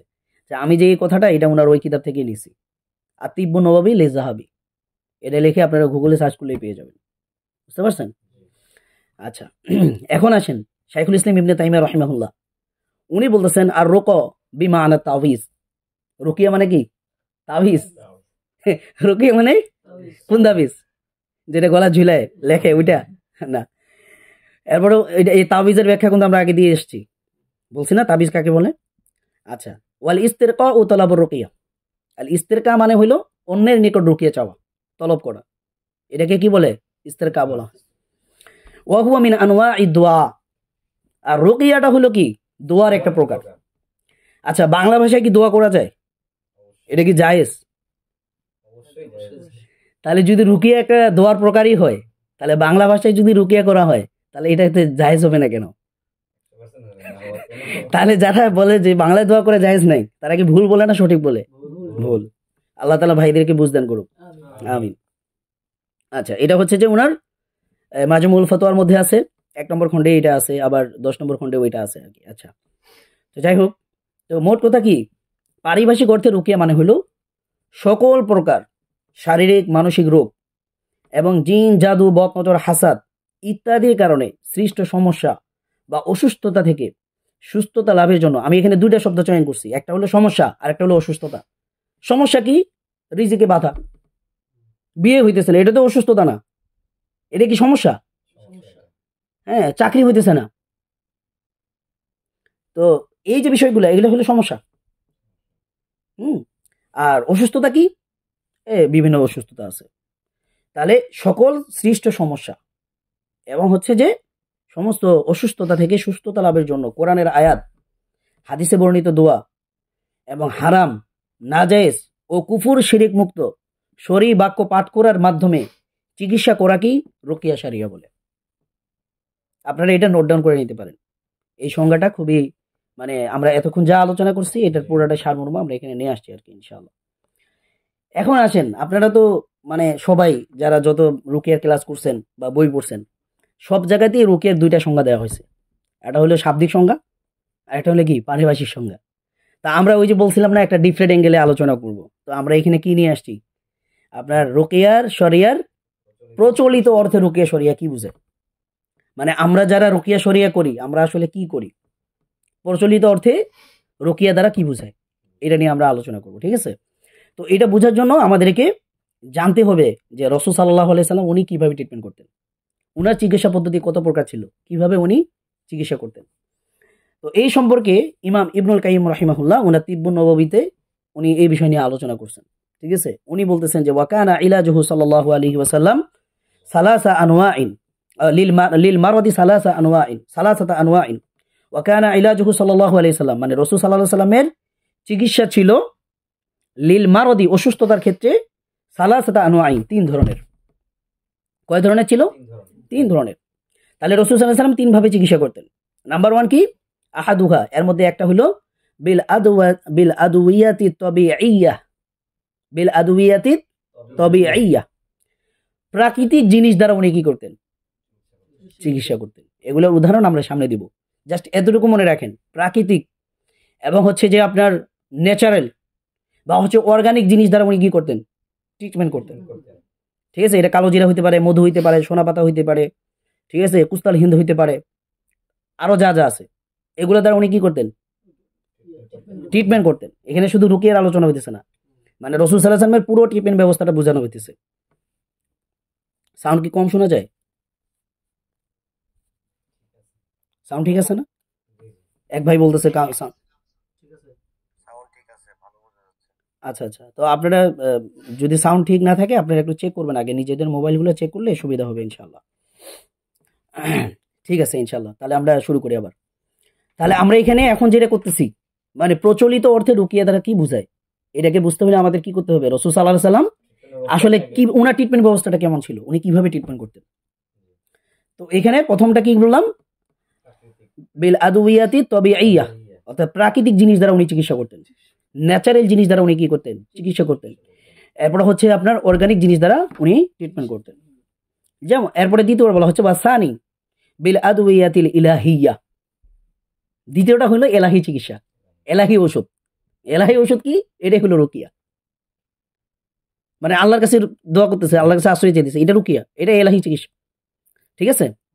ওয়াসালেস, আর তৃতীয় নম্বরটা হইলো বিল মুরাক্কাব মিনাল আমরাইন, মানে প্রাকৃতিক চিকিৎসা, অর্গানিক জিনিসপত্র যেগুলো আছে এগুলা এবং হচ্ছে রুকিয়া, উভয়টার সমন্বয়ে উনি কি করতেন, ট্রিটমেন্ট করতেন। তাহলে রাসূল সাল্লাল্লাহু আলাইহি ওয়াসাল্লামের ট্রিটমেন্ট ব্যবস্থা ছিল কয় প্রকার, 3 প্রকার। নাম্বার 1, উনি প্রাকৃতিক জিনিস দ্বারা কি করতেন, ট্রিটমেন্ট করতেন। নাম্বার 2, উনি রুকিয়া দ্বারা ট্রিটমেন্ট করতেন। নাম্বার 3, উভয়টার সমন্বয়ে উনি কি করতেন, ট্রিটমেন্ট করতেন। তাহলে এই রাসূল সাল্লাল্লাহু আলাইহি ওয়াসাল্লামের পুরো ট্রিটমেন্ট ব্যবস্থাটা ছিল কি এই 3 প্রকারের মধ্যে অন্তর্ভুক্ত। এই বিষয়টা আপনারা যারা জানতেন না আগে, আপনারা একটু কমেন্ট করে জানাবেন ইনশাআল্লাহ, তাহলে আমরা উৎসাহ পাবো যে আপনাদেরকে নতুন কিছু দিতে পাইতেছি। ঠিক আছে ইনশাআল্লাহ। আচ্ছা, তো এখন যেটা বলতেছিলাম, এখন এই যে আমরা 3টা, আচ্ছা আপনারা কথা বললেন না, এখন যেটা আমরা যে এই যে 3টা চিকিৎসার কথা বলা হয়েছে, প্রাকৃতিক চিকিৎসা, এলাকি চিকিৎসা এবং হচ্ছে যে আপনার কি 2টা সমন্বয়, তো এই যে 3টা জিনিস, আমরা এই 3টা ট্রিটমেন্টের এখন কি দেখব, উদাহরণ দেখব কিছু হাদিস থেকে। আমরা 3টা চিকিৎসার কি দেখব, কিছু উদাহরণ হাদিস থেকে দেখব। তো প্রথম কি ছিল, উনি প্রাকৃতিক বা ন্যাচারাল উপাদান দ্বারা কি করতেন, চিকিৎসা করতেন। এটার উদাহরণ কি, যেমন রাসূল সাল্লাল্লাহু আলাইহি ওয়াসাল্লাম জ্বর হলে ঠান্ডা পানি দিয়ে চিকিৎসা করতে বলছেন। এখন ঠান্ডা পানি এটা কি রুকিয়া নাকি কোনো প্রাকৃতিক জিনিস, প্রাকৃতিক ন্যাচারাল জিনিস, তাই না? তো এটা সম্পর্কে হাদিস আসছে, এটা হচ্ছে সহিহ বুখারীর মধ্যে আসছে। রাসূল সাল্লাল্লাহু আলাইহি ওয়াসাল্লাম উনি বলছেন কি, আল হুম্মা মিন ফাইহি জাহান্নাম, যে জ্বর হইল জাহান্নামের একটা উত্তাপ। ফাআবরিদু হা বিল মা, তোমরা এটাকে কি করো, ঠান্ডা করো, তোমরা এটাকে পানি দ্বারা ঠান্ডা করো। ঠিক আছে। তাহলে এই যে জ্বর হলে ঠান্ডা পানি দিয়ে চিকিৎসা করতে হবে বা পানি দিয়ে চিকিৎসা করতে হবে, এই পানি দ্বারা যে চিকিৎসা রাসূল সাল্লাল্লাহু আলাইহি ওয়াসাল্লাম করতেন জ্বরের ক্ষেত্রে, এটা কি ন্যাচারাল, পানি দিয়া। দ্বিতীয় নম্বর, পেট ব্যথা বা ডায়রিয়ার সমস্যায় মধু পান করার মাধ্যমে উনি কি করতেন, চিকিৎসা করতেন। তো এই সম্পর্কে আবু সাঈদ খুদরি রাদিয়াল্লাহু তাআলা আনহু থেকে হাদিস বর্ণিত হয়েছে, তিনি বলছেন যে আন্না রজুলান আতান নবী সাল্লাল্লাহু আলাইহি সাল্লাম ফাকাল, একজন ব্যক্তি রাসূল সাল্লাল্লাহু আলাইহি ওয়াসাল্লামের কাছে আসলেন, আসার পরে তিনি বললেন যে আখি ইয়াশতাকি বাতনাহু, যে আমার ভাইয়ের পেটে সমস্যা হইতেছে, আমার ভাইয়ের পেট কি অসুস্থ, বুঝতে পারছেন? তো ফাকালা, রাসূল সাল্লাল্লাহু আলাইহি ওয়াসাল্লাম তাকে বললেন ইসকিহি আসালান, তুমি তাকে মধু পান করাও। এই হাদিস আমরা সবাই জানি কিন্তু। তাহলে এখন দেখেন রাসূল সাল্লাল্লাহু আলাইহি ওয়াসাল্লামের কাছে কি নিয়ে আসছে, পেটের সমস্যা নিয়ে, উনি কি বলছেন, মধু পান করাও। তো মধু কি ন্যাচারাল জিনিস, প্রাকৃতিক জিনিস। সুম্মা আতা সানিয়া, এরপর সে দ্বিতীয়বার এসে বলল ফাকালা ইসকিহি আসালান, দ্বিতীয়বার আল্লাহ রাসূল বলল তারে কি করো, মধু পান করাও। সুম্মা আতাহু সালিসাতা, যে তৃতীয়বার ওই লোকটা আসলো, ফাকালা রাসূল সাল্লাল্লাহু আলাইহি ওয়াসাল্লাম তাকে বললেন ইসকিহি আসালান, যে তুমি তাকে কি করাও, মধু পান করাও। সুম্মা আতাহু, এতবার সে আবার মানে চতুর্থবারের মতো সে আল্লাহ রাসূলের কাছে আবার আসছে, ফাকাল কদ ফাআলতু, আমি এটা করছি, মানে 3বারই আপনি মধুপান করাইতে বলছেন, আমি 3বারই কি করছি, মধুপান করছি, কিন্তু কোনো কাজ হয়নি। ঠিক আছে। তো এই হাদিস কিন্তু একটা ইঙ্গিত দেয়, যে কোনো রোগের ক্ষেত্রে এখানে 2টা জিনিস বোঝা যায়। নাম্বার 1, এই যে মধুটা খাইতে বললো, কাজ হইল না কেন, এটা হলো প্রথম যে পরিমাণে খাওয়াইছে, মানে 3বার তো খাওয়াইছে, এটা আসলে পরিমাণ মতো হয় নাই। চতুর্থবার যখন খাওয়াইছে ওটা একজ্যাক্ট পরিমাণ মতো হয়েছে, কাজ করছে। তাহলে ঔষধের পরিমাণটা কি হতে হবে, একুরেট হতে হবে, মানে যতটুকু প্রয়োজন ততটুকু দিতে হবে, কম দিলে ক্ষতি হবে, সারবে না, বেশি দিলে ক্ষতি হয়ে যাবে, সাইড ইফেক্ট হবে। বুঝতে পারছেন? আর এটা আরেকটা ব্যাখ্যা হলো কি, যে অনেক সময় যে এই রোগ সারার জন্য একটু কি লাগে, সময় লাগে। এই জন্য অসুস্থতা মানে কোনো ব্যক্তি অসুস্থ হয়ে যেতে সেকেন্ডের সময় লাগে না, কিন্তু একটু সুস্থ হইতে কি লাগে, সময় লাগে। এটা সবর করতে হবে। হ্যাঁ, তারপরে দেখেন ফাকওয়ালা রাসূল সাল্লাল্লাহু আলাইহি সাল্লাম বলতেছেন সাদাকাল্লাহ, আল্লাহ তাআলা সত্য বলছে। আল্লাহ তাআলা কি বলছে, কি ক্ষেত্রে, যে ওই যে আল্লাহ তাআলা সূরা নাহলের মধ্যে বলছে না, কি বলছে, ফিহি শিফাউল লিন্নাস, মধুর মধ্যে কি আছে, মানুষের জন্য শিফা আছে। তাহলে তোমার ভাইয়ের পেট কি বলতেছে, মিথ্যা বলতেছে, আল্লাহ তাআলা সত্য বলছেন। ওয়া কাযাবা বাতনু আখিক, তোমার ভাইয়ের পেট কি বলতেছে, মিথ্যা কথা বলতেছে। ইসকিহি আসালান, তুমি তাকে আবার মধুপান করাও। ফাসাকাহু, সে তাকে মধুপান করাইলো। ফাবারাআ, এরপরে ওই ব্যক্তি কি হয়ে গেলেন, সুস্থ হয়ে গেলেন। বুঝতে পারছেন? তাহলে এই যে মধু দিয়ে চিকিৎসা করা, এটা কি ন্যাচারাল জিনিস। তাহলে রাসূল সাল্লাল্লাহু আলাইহি ওয়াসাল্লাম ন্যাচারাল জিনিস দ্বারা কি করতেন, চিকিৎসা করতেন। আচ্ছা, এরপরে দেখেন উকুনের যন্ত্রণা এবং চুলকানি থেকে উপশমের জন্য রেশমের কাপড় ব্যবহার করতে বলছেন আল্লাহ রাসূল সাল্লাল্লাহু আলাইহি ওয়াসাল্লাম। তো এই হাদিসটা বর্ণনা হয়েছে কাছ থেকে, আনাস রাদিয়াল্লাহু তাআলা আনহু থেকে। তিনি বলতেছেন যে আন্না জুবাইর ইবনে আল আওয়াম ওয়া আব্দুর রহমান ইবনে আউফ, মানে জুবাইর ইবনে আওয়াম এবং হচ্ছে আব্দুর রহমান ইবনে আউফ রাদিয়াল্লাহু তাআলা আনহুমা, শাকাউ ইলা রাসূলিল্লাহি সাল্লাল্লাহু আলাইহি সাল্লাম আল কবলা, তারা উকুনের সমস্যার জন্য কি করলেন, আল্লাহ রাসূলের কাছে অভিযোগ করলেন, মানে একটা অভিযোগ দায়ের করলেন যে আল্লাহ রাসূল, আমার মাথায় তো উকুন, আমরা কি করব। ফারাখাসা লাহুমা ফি কমিসিল হারির ফি গযাতিল লাহুমা, আল্লাহ তাআলা তাদের আল্লাহ রাসূল সাল্লাল্লাহু আলাইহি সাল্লাম তারা যে যুদ্ধে ছিলেন, মানে গযাতুন মানে কি যুদ্ধ, যে অভিযানে ছিল, ওই অভিযানের মধ্যে তাদেরকে রেশমের কাপড় পরার জন্য কি দিবেন, অনুমতি দিবেন, রখাসা অনুমতি দিবেন। ঠিক আছে, তাহলে চুলকানি এবং মানে উকুনের ক্ষেত্রে উকুন বেশি হলে রেশমের কাপড় পরার কি আছে, অনুমতি আছে। নালে পুরুষের জন্য কি রেশম কাপড় পরা জায়েজ নাকি, হারাম, পুরুষ পরতে পারবে না, কিন্তু আল্লাহ রাসূল কি করছেন, তার জন্য অনুমতি আছে। এখন রেশম কি জিনিস, প্রাকৃতিক জিনিস নাকি না, প্রাকৃতিক জিনিস। তাহলে রাসূল সাল্লাল্লাহু আলাইহি ওয়াসাল্লাম কি করতেন, প্রাকৃতিক জিনিস দ্বারা ট্রিটমেন্ট করতেন। ঠিক আছে, তো এগুলাতে কি কোনো রুকিয়ার কথাবার্তা আছে, নাই। কিন্তু পেটের সমস্যার গেছে মধু খাইতে বলছে, জ্বরের কথা বলছে, পানির কথা বলছে, এখানে কোনো রুকিয়ার কথা নেই। আবার এই যে উকুনের কথা গেল, এখানেও কি নেই, কোনো রুকিয়ার কথা নেই, জাস্ট প্রাকৃতিক জিনিস। আচ্ছা, এখন দেখেন আরেকটা হাদিস এখানে বলা হচ্ছে, এটাও আনাস রাদিয়াল্লাহু তাআলা আনহু থেকে বর্ণিত। উনি বলছেন যে আন্না নবী সাল্লাল্লাহু আলাইহি সাল্লাম রাখাস আলী আব্দুর রহমান ইবনে আউফ ওয়া জুবাইর, জুবাইর রাদিয়াল্লাহু তাআলা আনহু এবং আব্দুর রহমান ইবনে আউফ, এই দুইজন সাহাবী রাদিয়াল্লাহু তাআলা আনহুমা, উনাদেরকে ফি কমিসিন মিন হারির, মানে রেশমের কাপড় পরা কি দিবেন, অনুমতি দিবেন, মিন হিক্কাতিন, চুলকানির জন্য। মানে তাদের শরীরে কি হয়েছে, চুলকানি হয়েছে। তো কারো যদি শরীরে চুলকানিতে ভইরা যায়, সে যদি নরমাল সুতি কাপড় পরে, তাহলে ওই যে পুজ বাইর হবে, এগুলো কিন্তু জামার মধ্যে লাগা থাকবে, লোকটা কি পাবে, কষ্ট পাবে। কিন্তু রেশমের কাপড় যদি পরে, এই কষ্টটা কিন্তু কি হবে না। ঠিক আছে না, এই জন্য রাসূল সাল্লাল্লাহু আলাইহি ওয়াসাল্লাম তাকে কি করছেন, রেশমের কাপড় পরার অনুমতি দিয়েছেন। তাহলে দেখেন এখানেও রাসূল সাল্লাল্লাহু আলাইহি ওয়াসাল্লাম রেশম কাপড় ব্যবহার করছেন চুলকানির জন্য। তাহলে চুলকানি এবং উকুন এই দুটার ক্ষেত্রে কি করছেন, উনি রেশমের কাপড় ব্যবহার করা বলছেন। এখানে কোনো রুকিয়ার আলোচনা নেই, শুধুমাত্র কি করছেন, প্রাকৃতিক জিনিস ব্যবহার করছেন, ন্যাচারাল জিনিস ব্যবহার করছেন। ঠিক আছে, তো এইভাবে মানে বলতে গেলে অনেকগুলো হাদিস আসবে, তো আমি সংক্ষেপে বলি। যেমন হচ্ছে মাথা ব্যথার ক্ষেত্রে রাসূল সাল্লাল্লাহু আলাইহি ওয়াসাল্লাম মেহেদি ব্যবহার করতেন। ঠিক আছে, মেহেদির হাদিস আছে। তারপর হার্টের রোগের ক্ষেত্রে উনি আজওয়া খেজুরের কথা বলছেন, মদিনার আজওয়া খেজুর।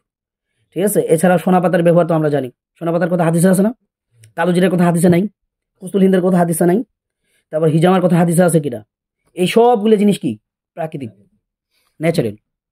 তো এগুলোর মাধ্যমে রাসূল সাল্লাল্লাহু আলাইহি ওয়াসাল্লাম কি করতেন, ট্রিটমেন্ট করতেন। তাহলে এটা গেল আমাদের প্রথম প্রকারের কি উদাহরণ। ঠিক আছে, এখন হচ্ছে আমরা দ্বিতীয় প্রকারের উদাহরণ দেখবো আর কি। তো দ্বিতীয় প্রকারটা কি বলছি আমরা, ওই যে ইলাহি চিকিৎসা, অর্থাৎ রুকিয়া শরিয়া। তো এই ইলাহি চিকিৎসার ক্ষেত্রে উনি কি করছেন, বর্তমানে চিকিৎসায় দোয়া পাঠ করছেন। উনাকে একবার বিচ্ছু কামড় দিয়েছিল, এটা তিব্বে নববীতে হাদিস আছে আর কি। তো উনি তখন বলছিলেন যে লাআনাল্লাহুল আকরব, মানে আকরবের উপর কি, বিচ্ছুর উপর আল্লাহ লানত পড়ুক। এ নবী রাসূল কিছুই বুঝে না, সবাই রে কামড়ায়। ঠিক আছে, তো নবী রাসূল কি কাউরে বুঝে না, সবাই রে কামড়ায়। তো ওই সময় তো রাসূল সাল্লাল্লাহু আলাইহি ওয়াসাল্লাম কি করছেন, ওই হচ্ছে যে লবণ পানি দিয়ে ওইটার মধ্যে সূরা ফালাক, নাস এবং হচ্ছে সূরা ইখলাস পড়ে কি করছেন, রুকিয়া করছেন। তো এই বিচ্ছুর কামড়ে উনি কি করতেন, রুকিয়া করতেন। তারপর হচ্ছে ব্যথার স্থানে হাত রেখে 3 বার বিসমিল্লাহ পড়া, আরেকটা দোয়ার কথা, এটা হাদিসে আছে না নেই? তাহলে এটা কি রুকিয়া। তারপর হচ্ছে এই জিবরাইল আলাইহিস সালাম আয়েশা ওনাকে কি করছেন, রুকিয়া করছেন বিসমিল্লাহি আর কি। তো এইগুলা ছিল রাসূল সাল্লাল্লাহু আলাইহি ওয়াসাল্লামের কি মানে ইলাহি চিকিৎসা। তারপরেও আমরা হচ্ছে যে এটার মানে হাদিস থেকে কিছু উদাহরণ দিব আর কি, তাহলে আরো বুঝতে সুবিধা হবে। তো প্রথম নম্বর উদাহরণ হাদিসের মাধ্যমে, এটা কিসের উদাহরণ চলতেছে? রুকিয়ার উদাহরণ। মানে এখানে জাস্ট শুধু রুকিয়া থাকবে, অন্য কিছু থাকবে না। সেটা হলো কি, আন্না নবী সাল্লাল্লাহু আলাইহি সাল্লাম কানা ইয়ানফুসু আলা নাফসিহি ফিল মারাদ আল্লাযী মাতা ফীহি বিল মুআউযিযাত। মানে রাসূল সাল্লাল্লাহু আলাইহি সাল্লামের যেই রোগের কারণে মারা গেছেন, ওই রোগের যখন রোগটা যখন ব্যথাটা তীব্র হইতো, তখন তিনি কি করতেন? ফু দিতেন, হাতে ফু দিতেন, এবং হচ্ছে কি করতেন? সূরা ফালাক এবং নাস পাঠ করতেন। বুঝতে পারছেন? ফালাম্মা সাকুলা, যখন ব্যথাটা আরো তীব্র হয়ে যেত, কুনতু আনফিসু আলাইহি বিহিন্না, তখন আমি কি করতাম? আয়েশা রাদিয়াল্লাহু তাআলা আনহা বলতেছে, তখন আমি কি করতাম? ফু দিতাম। ঠিক আছে?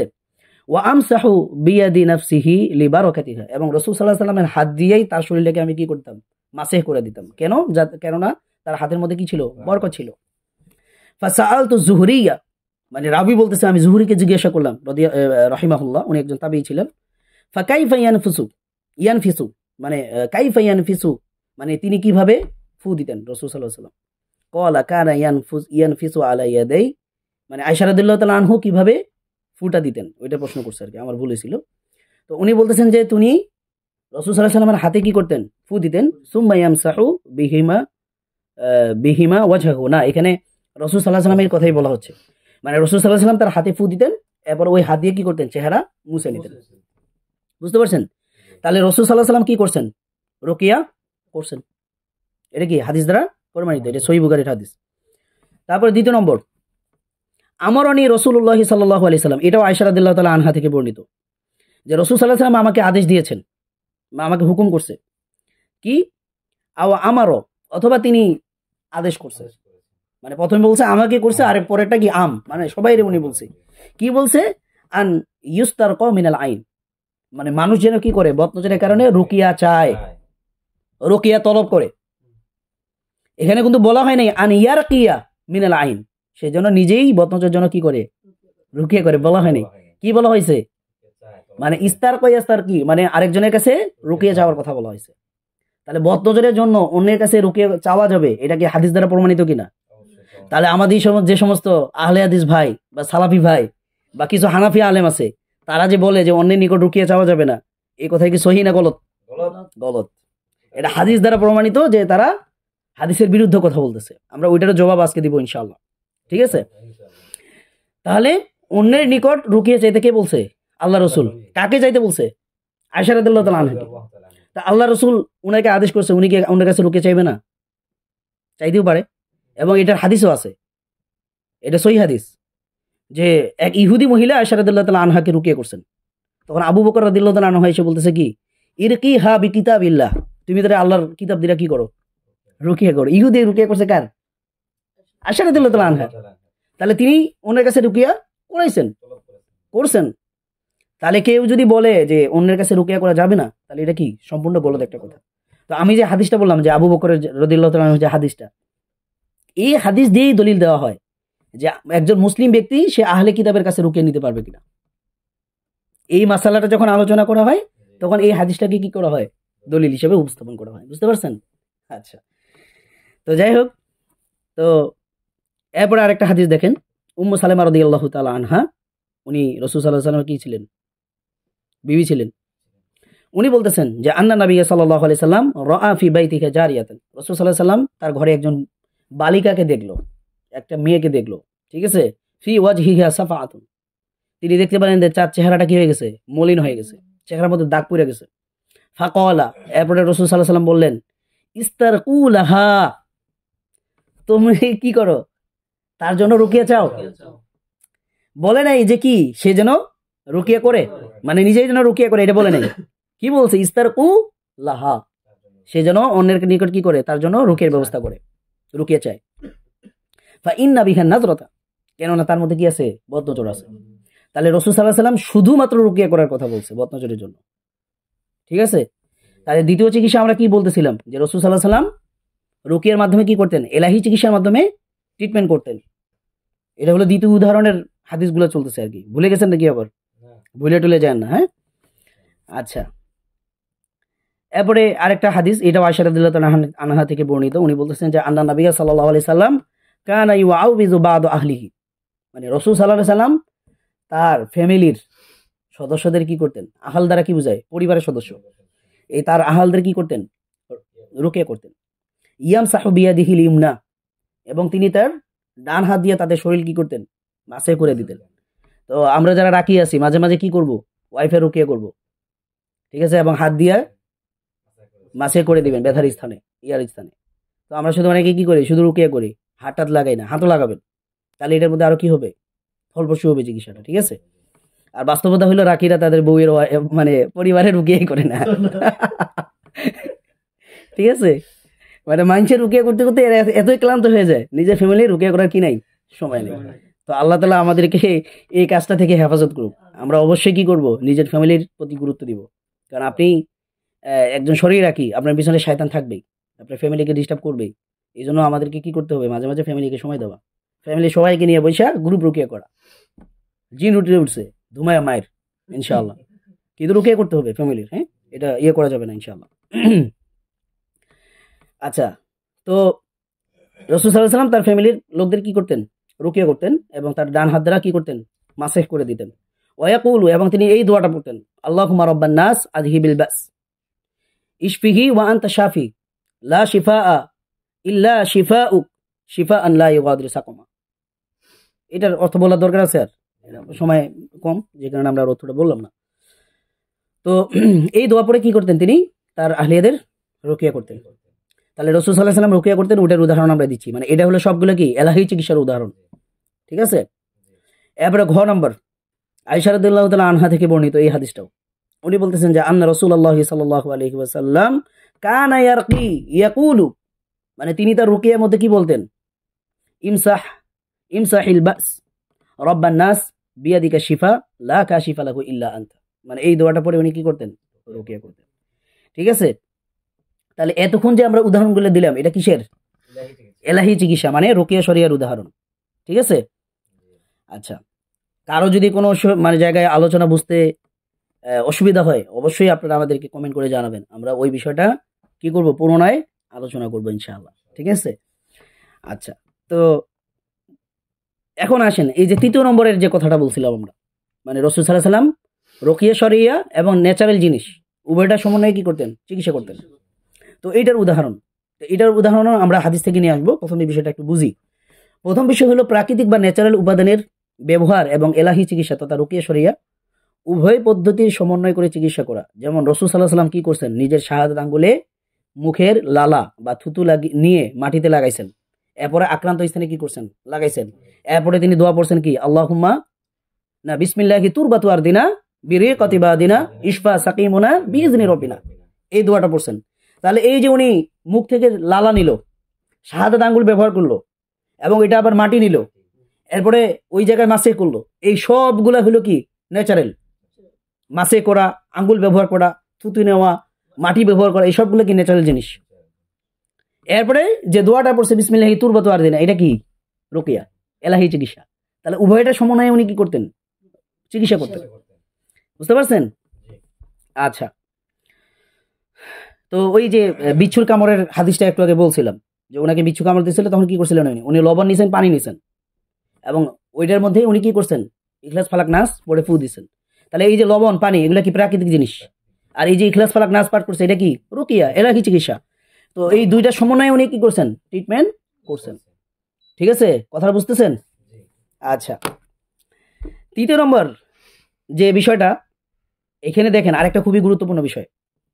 তো আমরা যারা জিন তারাই, মানে জিনের ট্রিটমেন্ট করি, মানে জিন শয়তানকে তাড়ানোর ট্রিটমেন্ট করি রুকিয়ার মাধ্যমে।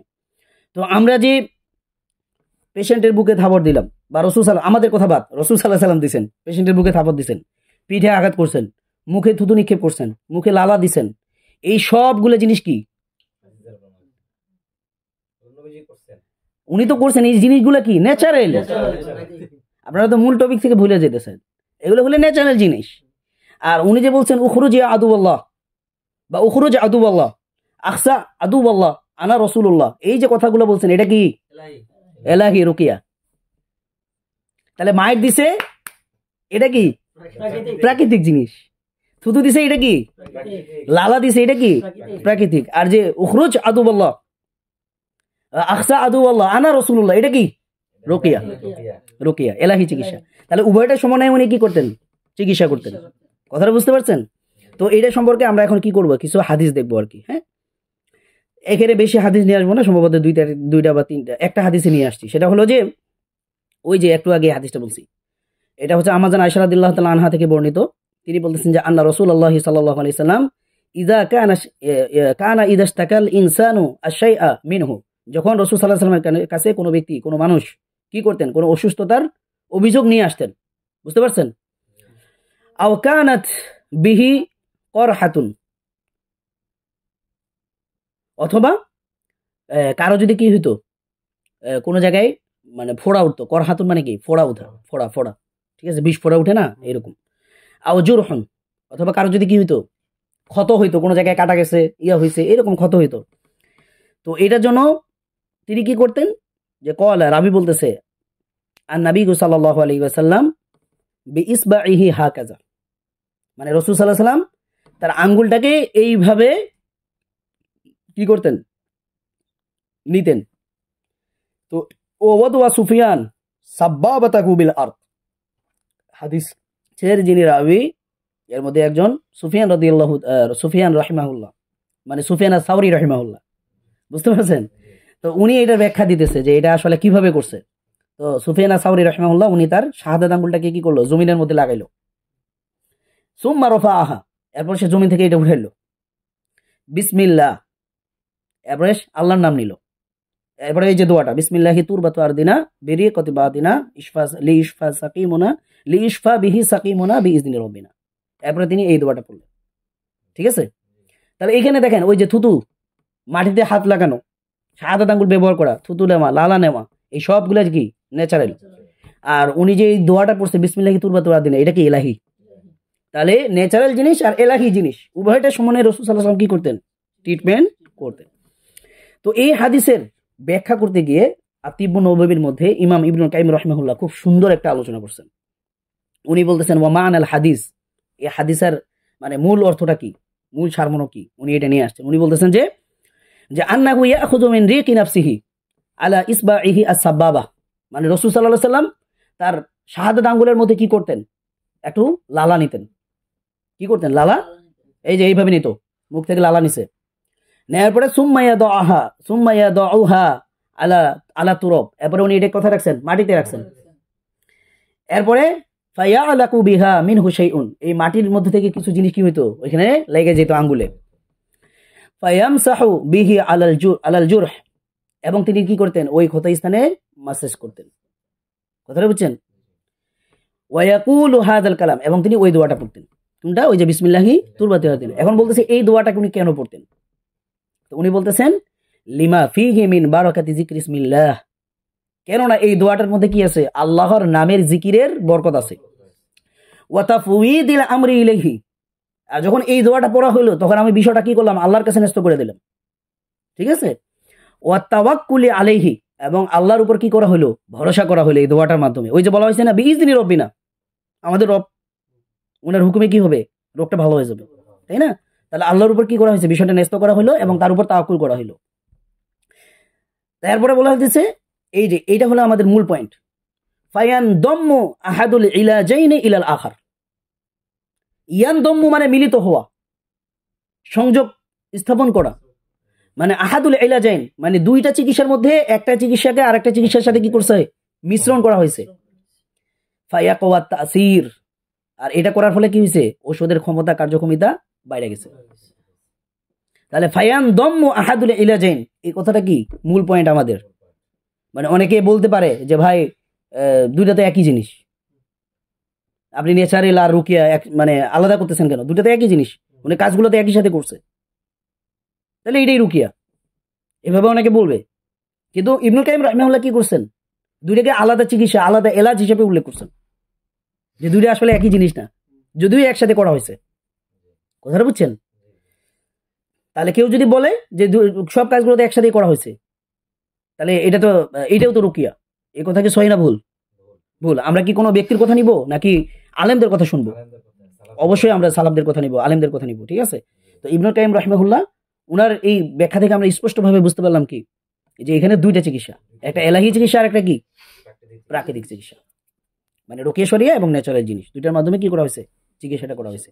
আর এই দুইটার মিশ্রণের ফলে কি হয়, চিকিৎসাটা কি হয়, প্রভাব বিস্তার করে বেশি, মানে এটার তাসির, এটার প্রভাব আরো বেশি হয়, শক্তিশালী হয়।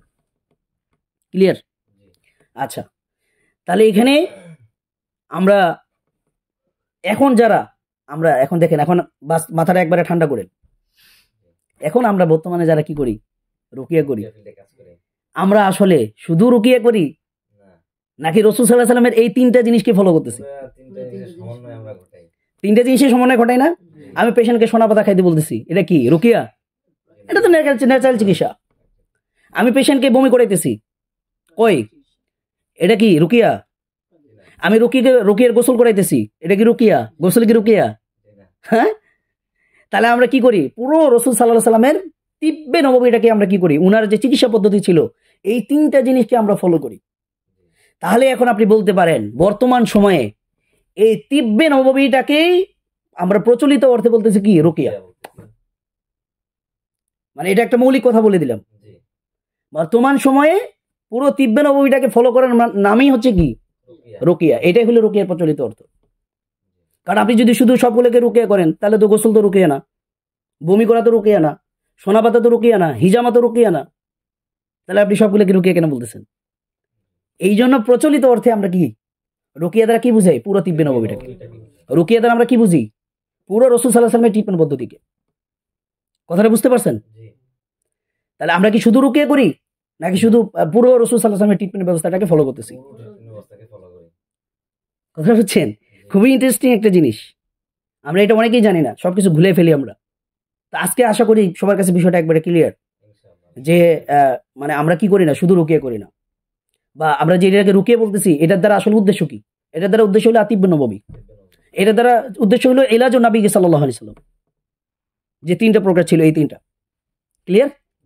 ইনশাআল্লাহ আল্লাহ তাআলা আপনাদেরকে বুঝার তৌফিক দান করুন। আমিন।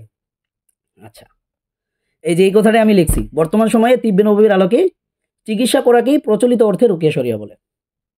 এটা নোট ডাউন করে রাখেন আপনারা, তাহলে আপনারা পেঁচে পড়বেন না। অনেকে আপনাকে প্রশ্ন করবে, করবে। আচ্ছা, এখানে আরেকটা জিনিস বলতে ভুলে গেছিলাম, সেটা হলো যে ওই আমি একটা সেমিনারের আলোচনা শুনছিলাম, মানে চট্টগ্রামে হয়তো রাকিদের একটা সেমিনার হয়েছিল আর কি, এটা হয়তো আর অনেক আগে, 1 বছর আগে মনে হয়। তো ওইখানে একজন রুকিয়ার ইতিহাস বলতেছিল, তো উনি বললো কি, যে ওয়াজকুর আবদানা আইয়ুব ইয নাদা রাব্বাহু আন্নী মাসসানিয়াশ শাইতান বিনুসবি ওয়া আযাব উরকুদ বিরিজলিকা হাযা মুগতাসালুম বারিদু ওয়া শারাব। এখানে যে আইয়ুব আলাইহিস সালামকে আল্লাহ তাআলা ঝর্ণার পানি দিয়ে কি করতে বলছেন, গোসল করতে বলছেন, এই হইল রুকিয়ার ইতিহাস। এই ইতিহাস কি সহি না গলত? আজকে ক্লাস করে কি বুঝলেন আপনারা? এটা পুরোটাই কি গলত, কারণ ওইটা তো রুকিয়াই না, ওটা তিব্বের অন্য একটা প্রকার, প্রাকৃতিক একটা চিকিৎসা, ওটা তো রুকিয়াই না, তাহলে ওটা রুকিয়ার ইতিহাস হবে কিভাবে? কথাটা বুঝতে পারছেন? তো এই এখন আপনি আজকে যে আলোচনাটা হয়েছে এটা থেকে আপনারা অনেক ভুল মানুষের বাইর করতে পারবেন, যে আপনাদেরকে কিভাবে যে ভুংভাগ বুঝ দেয় এটা আপনারা ধরতে পারবেন এখন ইনশাআল্লাহ, যে কোনটা আসলে রুকিয়া কোনটা আসলে কি। ঠিক আছে? তো আমরা এই যে আলোচনাগুলো করতেছি, তো এটার দ্বারা আমরা একটা হচ্ছে যে গুরুত্বপূর্ণ মেসেজ দেবো আর কি ইনশাআল্লাহ আমাদের অডিয়েন্স যারা আছেন সবাইকে। সেটা হলো যে এই যে আপনারা একটা ইলমি একটা আলোচনা যে পাইলেন, এটা কেন দিচ্ছি আমরা? কারণ আমি অনেক পরিশ্রম করে দীর্ঘ অনেক দিন, প্রায় 1.5 বছর থেকে আমি একটা কোর্স লিখতেছি। ওই কোর্সের এই প্রথম পার্টটা আজকে আপনাদেরকে আমি কি করলাম, আপনাদের সাথে ফ্রি শেয়ার করলাম। কেন? এই কোর্সের গুরুত্ব বোঝানোর জন্য। মানে এই কোর্সটাতে আপনারা এমন নতুন নতুন জিনিস পাবেন যেগুলো আপনারা এর আগে কখনো শুনেন নাই, জানেন নাই। আমি এটা একবার 100% কনফিডেন্স দিয়ে বলতে পারি। এবং আমি মনে করি আমি ইন্টারন্যাশনাল কোর্স করছি রুকিয়ার, আমি তাদের আলোচনা শুনছি, ও বাংলাদেশের রুকিয়ার বই পড়ছি, বাংলাদেশে যারা রুকিয়া নিয়ে আলোচনা করে তাদের আলোচনা শুনছি, আমি তাদের কারো কথার মধ্যে এই কথাগুলো পাইনি।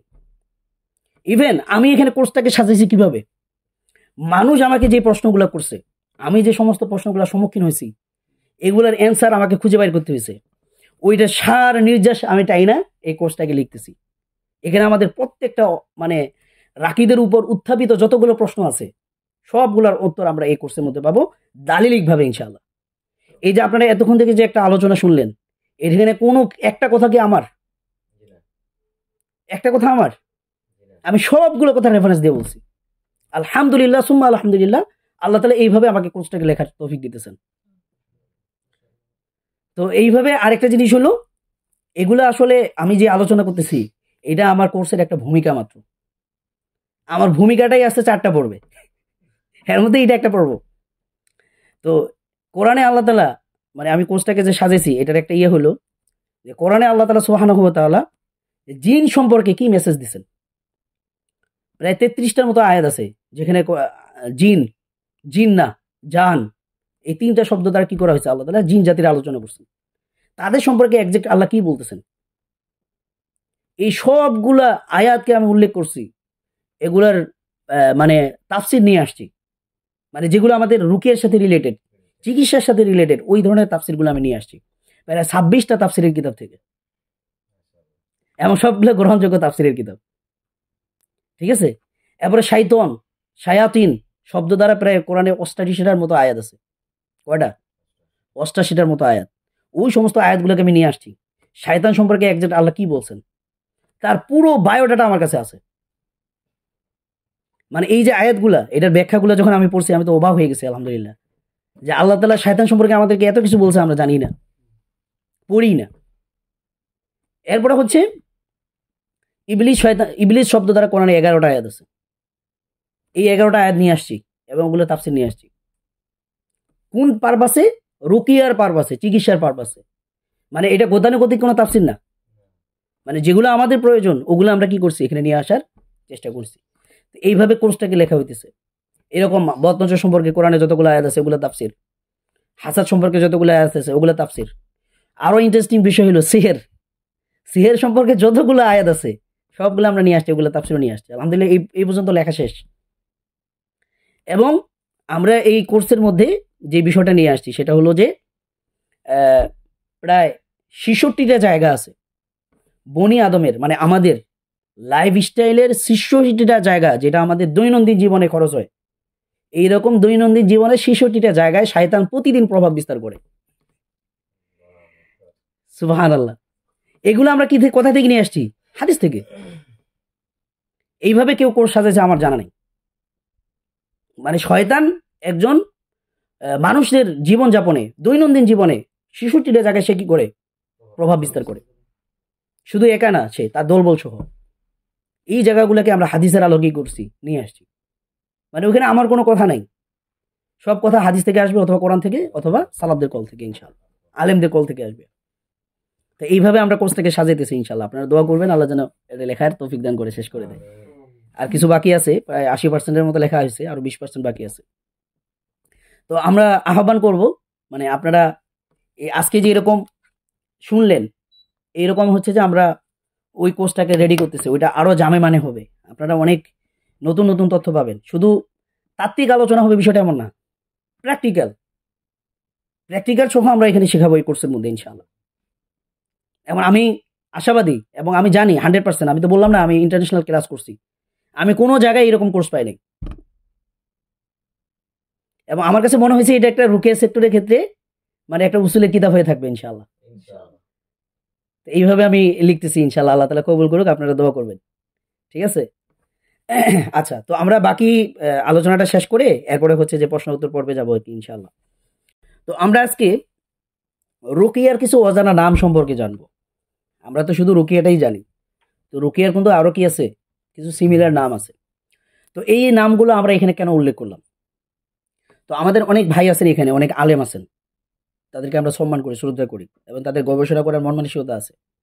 তো এটা তাদের জন্য সহায়ক হবে। তারা যখন এই বিষয়গুলো নিয়ে পড়াশোনা করতে যাবে তখন এই শব্দগুলো পাবে, মানে উজা, নুসরা, আজায়েম, এই শব্দগুলা মূল মিনিংটা কি এটা তাদের কাজে লাগবে। তো এইখানে যে বিষয়টা নুসরা এবং উজা এবং হচ্ছে আরেকটা বিষয় আছে আজায়েম, 3টা জিনিস। এই তিনটা জিনিসেরই দুইটা ভার্সন হয়, একটা শরী আর একটা হলো কি শিরকি, মানে গায়রে শরী যেটা বলেন। তো অনেক সময় দেখবেন যে আলেমরা বলতেছে কি, যেমন ইবনে তাইমিয়ার ফতোয়া আছে অনেক, যে ওয়ালা ইউকাসসিমু ওয়ালা ইউআযযিমু, মানে যেই কথার মধ্যে কি আছে, কুফর আছে, শিরিক আছে, এগুলা দ্বারা কসম করাও যাবে না, এগুলা দ্বারা আজায়েম সংকল্পও করা যাবে না। তো এই যে ইউকাসসিমু তারপর ইউআযযিমু যে শব্দগুলো ব্যবহার করা হয়েছে, তো এইটা আমি যদি এই মানাগুলো জানি, তাহলে তখন আমার ওইখানে রিসার্চ করতে কি হবে, সহজ হবে, যে উনি আসলে কি বুঝেছেন। তাহলে এটা দুই ধরনের হয়, আজাইমটা শরীয়ভাবে হয়, আবার গায়রে শরীয়ভাবে হয়। তো আজাইম দ্বারা কিন্তু মন্ত্র বোঝায়, আবার এটা যদি শরীয়ভাবে নেন তাহলে এটা রুকিয়া। নুসরা দ্বারা কি বোঝায়, রুকিয়া বোঝায়। আবার যদি এটা গাড়ি, যেমন হাদিস আছে আর নুসরাতু মিন আমালি শাইতান, আর নুসরাতু মিন আমালি শাইতান, যে নুসরা হলে শয়তানের কাজ, হাদিস আছে এটা।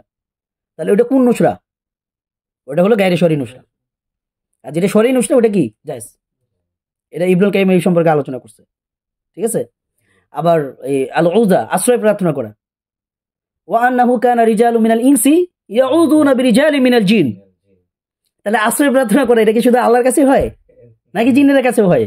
তা আল্লাহ তাআলা সূরা জিনের মধ্যে স্পষ্টভাবে বলছেন যে মানুষের মধ্যকার কিছু পুরুষ তারা জিনদের মধ্যকার যারা পুরুষ আছে তাদের কাছে কি করতো, আশ্রয় প্রার্থনা করতো। তাহলে আশ্রয় প্রার্থনা করা শুধু কি হয় না, আল্লাহর কাছে হয়, বিষয়টা এমন না। তাহলে ওটা যদি শয়তানের জন্য হয়, ওটা কি শরী হবে না গায়রে শরী? আবার যেটা আল উযা, যেটা আল্লাহর কাছে হয়, ওটা কি শরী। তাহলে এইটা হলো মূল উসুল আর কি, মানে দুইটা ভার্সন, হয় শরী নালে গায়রে শরী। যেটার মধ্যে কুফর শিরিক হারাম আছে ওটা গায়রে শরী। তো সেই জন্য মানে নুসরা শব্দ শুনলেই নাক ছিটকানো যাবে না, আজাইম শব্দ শুনলেই নাক ছিটকানো যাবে না, মানে বুঝতে হবে সিয়াক সবক, আগে পিছিয়ে বুঝতে হবে এটা না আসলে শরী কথা বলতেছে নাকি গায়রে শরী কথা বলতেছে। কথাটা ক্লিয়ার? আচ্ছা, এখন আমরা এটার একটু পরিচয়গুলো জানবো। হ্যাঁ, তো প্রথম নম্বর হলো কি আল উযা। ক্বালা রাগিব আল আসফাহানি রাহিমাহুল্লাহ, উনি বলতেছেন আল উযাতু, উযাটা কি, মা ইউআযু বিহি মিন শাই, মানে যেটার দ্বারা কোনো কিছুর থেকে আশ্রয় চাওয়া হয়, কোনো জিনিস থেকে কি করা হয়, মানে ক্ষতিকর জিনিস থেকে কি আশ্রয় চাওয়া হয়, এটাকে কি বলা হয়, উযা। ওয়া মিনহু কিলা লিতামিমাতি ওয়ার রুকিয়া, আর এইখান থেকেই বলা হয় কি তামিমা এবং রুকিয়া। বুঝতে পারছেন? তাহলে তামিমা যেটা, এই তামিমার মধ্যে আশ্রয় চাওয়া থাকে না, থাকে তো। তামিমা দ্বারা কি করে, শয়তান মানে বদনজর যেন না লাগে এই জন্য গলায় কি ধরে দেয়, তাবিজ ঝুলে দেয়, এটা কি আশ্রয় চাওয়া না? এটা তো আশ্রয় চাওয়া। তো এই উযা থেকে কি আসছে, তামিমা আসছে, এই উযা থেকে কি আসছে, রুকিয়া আসছে। ক্লিয়ার? এরপর বলা হয়েছে উযাতুন ওয়া আওয়াযাহু, মানে এই কথাটা তখন বলা হয় ইযা ওয়াকাহু, যখন কোনো ব্যক্তিকে সুরক্ষা দান করা হয়। বুঝতে পারছেন? মানে যখন কোনো ব্যক্তিকে সুরক্ষা দান করা হয় তখন আরবরা কি বলে, আওয়াযাহু, আওয়াযাহু দ্বারা কি তাকে সুরক্ষা দেওয়া হলো। বুঝতে পারছেন? আচ্ছা, দ্বিতীয় নাম কি বলছি আমরা, আন-নুসরা। তো এই সম্পর্কে ইবনুল আসির রাহিমাহুল্লাহ উনি বলতেছেন আন-নুসরাতু বিদ্দম্মি, মানে নুসরার যে নুনটা এটার মধ্যে কি হবে, পেশ হবে। এটা ওই আরবি ডিকশনারিতে এই জিনিসগুলো থাকে, যে কারণে আমরা এটা বাদ দিতে পারি না, নাহলে তো এটা ডিকশনারির কথাটাকে বিকৃত করা হবে, যে কারণে যে হুবহু আমরা ওই জিনিসটা কি করছি, নিয়ে আসছি। তো উনি বলতেছে কি আন-নুসরাতু দারবুম মিনার রুকিয়াতি ওয়াল ইলাজ, নুসরাটা হইলো মানে রুকিয়া এবং চিকিৎসার একটা প্রকার, রুকিয়া এবং চিকিৎসার একটা প্রকার কি নুসরা। ইউআলাজু বিহি মান কানা ইউযান্নু আন্না বিহি মাসসাম মিনাল জিন, এটার দ্বারা চিকিৎসা করা হয় ওই ব্যক্তি যার সম্পর্কে ধারণা করা হয়েছে বা মনে করা হয়েছে এই লোকটাকে জিন ধরছে। তাহলে জিনে ধরা রোগীর জন্য যে চিকিৎসা করা হয় এটাকে কি বলা হয়, নুসরা। এখন এখানে সুন্দর একটা জিনিস বলতে হইতেছে যে এই নুসরা শব্দটাকে কেন নুসরা বলা হলো, এইটাই এখানে বলতেছেন যে সুম্মিয়াত নুসরাতান লিআন্নাহু ইউনশারু বিহা মা খামারাহু মিনাদ দা, মানে শরীরের মধ্যে বা বডির মধ্যে যেই অসুখটা, মানে দা মানে হলো অসুখ, যে অসুখটা কি করছে, অনুপ্রবেশ করছে, খমারো মানে কি মিশ্রিত হয়ে যাওয়া, অনুপ্রবেশ করা, যে এটা অনুপ্রবেশ করছে, নুসরা কি করে ওই জিনিসটাকে ইনশারু প্রকাশ করে দেয়। মানে আপনার কাছে রুকিয়া করতে আসছে, আপনি রুকিয়া করতেছেন, পেশেন্টের জিন উঠছে, এটা কি নুসরা, মানে তার জিনটাকে আপনি কি করছেন, প্রকাশ করে দিচ্ছেন, তার সমস্যাটাকে আপনি প্রকাশ করে দিচ্ছেন। এখন নৌশিরা কি শুধু মানে ডায়াগনোসিস করে আর কিছু করে না? অবশ্যই করে, এটার কথা পরে বলা হইতেছে। আর ইউকশাফু ওয়া ইউজহালু, অর্থাৎ সে রোগটাকে কি করে প্রকাশ করে, ওই ইউজহালু, এবং রোগটাকে কি করে দেয়, দূর করে দেয়। ঠিক আছে, তো রুকিয়াও তো সেম, রুকিয়ে দিয়ে আপনি ডায়াগনোসিস করতেছেন, আবার রুকিয়ে দিয়ে আপনি রোগটাকে দূরভূত করতেছেন। তো এইটাই হলো নুসরা, কথা বুঝছেন? আচ্ছা, তৃতীয় নম্বর বলা হইতেছে আল আজাইম। আজাইম কলা ইবনু মানজুর রাহিমাহুল্লাহ, মানে ইবনু মানজুর রাহিমাহুল্লাহ উনি বলতেছেন যে আল আজাইম আর রুক, মানে আজাইম মানে হলো কি রুকিয়া। ওয়া আজ্জাম আর রাকি, মানে রাকি সংকল্প করছে। মানে এই কথাটা কখন বলা হয়? কাআন্নাহু আকসামা আলাদ্দা লিয়াজুলা ওয়া ইয়াবরা, মানে রাকি কসম করছে, মানে সে যেন কসম করছে যে এই রোগটারে আমি দূর করেই ছাড়মু, এই রোগটারে আমি এইটা থেকে ওরে আমি শিফা দিয়েই ছাড়মু। মানে এইরকম একটা জিদ নিয়ে, আক্রোশ নিয়ে যে ইয়ে করে, মানে কসম করে ফেলছে আর কি, মানে কসম কাটছে আমি রোগটারে দেখে নেব। আমরা করি না অনেক সময়, জিন উঠে না মানে ওরে উঠে যাবো আমি। ঠিক আছে, এই যে একটা মন এটাই কি সংকল্প করা না, এটাই কসম করা। তো তো ওইটাই বলা হইতেছে। তো আশা করি এই বিষয়টা বুঝতে পারছেন। তারপর ফিরোজাবাদী রহিমাহুল্লাহ উনি বলছেন যে ওয়ালা আজাইম আয় রুক, আজাইম মানে কি রুকিয়া, ওয়াহিয়া আয়াতুম মিনাল কোরআন, আর এটা হলো কি কোরআনের আয়াত, তুকরাউ আলা যাওয়িল আফাত রাজা আল বুরই, মানে সুস্থতা লাভের আশায় বিপদগ্রস্ত ব্যক্তির উপর যে কোরআনের আয়াত পাঠ করা হয় ওইটাই কি রুকিয়া, ওইটাই কি আজাইম। বুঝতে পারছেন? তাহলে আমরা রুকিয়ার আজকে কি জানলাম, নতুন 3টা নাম জানলাম। ঠিক আছে, এটা আপনারা আগে কি জানতেন? একটু কমেন্ট করে জানাবেন ইনশাআল্লাহ। হ্যাঁ অবশ্যই। এই যে রুকিয়ার ক্ষেত্রে, তারপর হচ্ছে রুকিয়ার বিকল্প যে নামগুলো আছে সিমিলার, প্রত্যেকটার মধ্যে সারি গাইরে সারি আছে। হ্যাঁ, আর আমরা সাধারণত সারিটাই ফোকাস করি, গাইরে সারিটার দিকে যাই না বা কিছু মনে করি না। তামিমার ক্ষেত্রে আমাদের শুরুর থেকেই মানে নজরটা যায় অন্যদিকে, এইটা কেমন হয় আর কি, মানে মানে তামিমার ক্ষেত্রে কি হয়, মানে এটা উচিত না, করা ঠিক হবে না। হ্যাঁ ওইটা ডাইরেক্টলি ওই দিকেই মনটা চলে যায়। ওই দিকে চলে যায়। তো এটার কারণটা কি? এটা কারণ হলো ওইটা আসলি ভাবেই খারাপ। ঠিক আছে, ওটা আসলি ভাবে কি খারাপ, এই কারণে ওইটাকে ওই দিকে যেহেন মানুষের চলে যায়। তো এই তামিমার আলোচনা যেহেতু তুলছেন, তাহলে এখানে হলে একটা বিষয় তো বলি। মুসান্নাফি ইবনে আবি শাইবার মধ্যে একটা সহিহ রিওয়ায়াত আছে, ইমাম ইব্রাহিম নাখবী রাহিমাহুল্লাহ, যিনি ইমাম বুখারীর উস্তাদ, উনি আবার হচ্ছে যে ইবনে মাসউদ রাদিয়াল্লাহু তাআলা আনহুর ছাত্রদের মধ্যে থাকার একজন ছাত্র। তো মুসান্নাফি ইবনে আবি শাইবাতে বলা হয়েছে যে আন্নাহুম কানু ইয়াকরাহুনা তামাইমা কুল্লাহা মিনাল কুরআন ওয়া গায়রিল কুরআন, যে ইবনে মাসউদ রাদিয়াল্লাহু তাআলা আনহু এবং তার যারা ছাত্র ছিল, যত তাবেঈ ছিল, তাবেঈ ছিল, এরা সবাই কোরআন দিয়ে হোক অথবা কোরআন ছাড়া অন্য কিছু হোক, যেটাই হোক, ওই তামিমাকে তারা কি করতেন, নিষেধ করতেন। তো অনেকে তামিমা আর মানে তামিমা আর হইলো কি, মানে তামিমার একটা ওরা মানে সংজ্ঞা দেওয়ার চেষ্টা করে। আমরা সংজ্ঞা কার থেকে নিব? সাহাবী থেকে নিব। তো সাহাবীরা তামিমা দ্বারা কি বুঝছেন? তো ইবনে মাসউদ রাদিয়াল্লাহু তাআলা আনহু কোরআনকেও তামিমা মনে করতেন। কেন? ওইটা লেখা হয়, তামিমাটা কি করা হয়, লেখা হয়, ঝুলানো হয়। তো অনেকে এটা পার্থক্য করে যে তামিমা হলো হাড্ডির মধ্যে লেখা হয়, বা হচ্ছে যে কোনো কাঠ টাট চামড়া টামড়া এগুলোর মধ্যে লেখা হয়, এই জন্য ওটাকে তামিমা বলে। আর কোরআন তো কাগজে লেখা হয়, তাহলে দুইটা এক জিনিস না, একটা তাবিজ আর একটা তামিমা। মানে বাংলাদেশে এই মানে এই একটা ইয়ে আছে, মানে একটা ব্যাখ্যা আছে আর কি, কথা বুঝতে পারছেন? তো মূলত এটা সহি না। ইবনে মাসউদ রাদিয়াল্লাহু আনহু কোরআনকেও তামিমা বলছেন। কেন? যখন ওইটা লেখা হবে, ওই যে আমরা একটা আগে বলছিলাম। তাহলে আমরা এই যে কোরআনে তাবিজ কেউ নাজায়েজ বলি, এটা কি আমাদের কথা না ইবনে মাসউদ রাদিয়াল্লাহু আনহুর কথা? ইয়াকরাহুনা তামাইমা কুল্লাহা মিনাল কুরআন, সেটা কোরআন দিয়ে লেখা হোক বা কোরআন ছাড়া অন্য যা কিছু দিয়ে লেখা হোক, সবগুলোকে ইবনে মাসউদ রাদিয়াল্লাহু তাআলা আনহু এবং তার যারা স্টুডেন্ট ছিল, যারা সাহাবী মানে তাবেঈ ছিল, তাবেঈ ছিল, তারা এই সবগুলোকে অপছন্দ করতেন। তাদের অপছন্দ মানে একবারে হারামের পর্যায়ে চলে যায়। আরেকটা ইন্টারেস্টিং কথা বলি, এই তাবিজ নিয়ে যে ইখতিলাফটা, অনেকে ইখতিলাফের জায়গাটাই জানে না। ইখতিলাফের জায়গাটা কি? সেটা হচ্ছে মানে সালাফরা ইখতিলাফ করছে কোরআন দিয়ে লেখা তাবিজ জায়েজ কি জায়েজ না, কিন্তু কোরআন ছাড়া আবজাদি হরফ বা সংখ্যা তত্ত্ব দিয়ে লেখা, এটা তো হিসাবের বাইরে। এগুলা হিসাবের বাহিরা, এগুলা নিয়ে কোনো একতলাফই নেই, ওটা ডাইরেক্ট হারাম, বিলা ইখতিলাফ হারাম। ওটা বিলা ইখতিলাফ। ইখতিলাফের জায়গাটা কি কোরআন দিয়ে লেখা যাবে কি যাবে না, তো এটার মধ্যে দুই ভাগ হয়ে গেছে। এর মধ্যে ইবনে মাসউদ রাদিয়াল্লাহু তাআলা আনহু উনার মতে কি কোরআনটাও তামিমা, কোরআন দিয়েও তাবিজ লেখা যাবে না, ব্যবহার করা যাবে না। আরো কিছু সাহাবী এবং আলেমদের মত হলো যে কিছু কিছু ক্ষেত্রে কি কি যাবে। কথাটা বুঝতে পারছেন? এটা ইখতিলাফি মাসালা। তো আমরা রাকিরা কোনটাকে গ্রহণ করি? ইবনে মাসউদ রাদিয়াল্লাহু তাআলা আনহুর ওই মতটাকে। তাহলে আমরা কি সাহাবীর মতের উপরে আছি নাকি মন গড়া কিছু? তাহলে কেউ যদি আমাকে বলে যে তুমি হারাম মনে করো তাবিজকে, এটা কই পাইলা? মানে এটার জবাব কি? যে এটা তো আমি ভাই নতুন করতেছি না, এটা তো সাহাবীরাও করতেন। ক্লিয়ার? জি, ঠিক আছে? তো ইখতিলাফের জায়গা কোথায়? কোরআন দিয়ে লেখা জায়েজ কি জায়েজ না? জি। ওই আবজাদি হরফ ওটা গুনার টাইমই নেই, ওটা ড্রেনের মাল,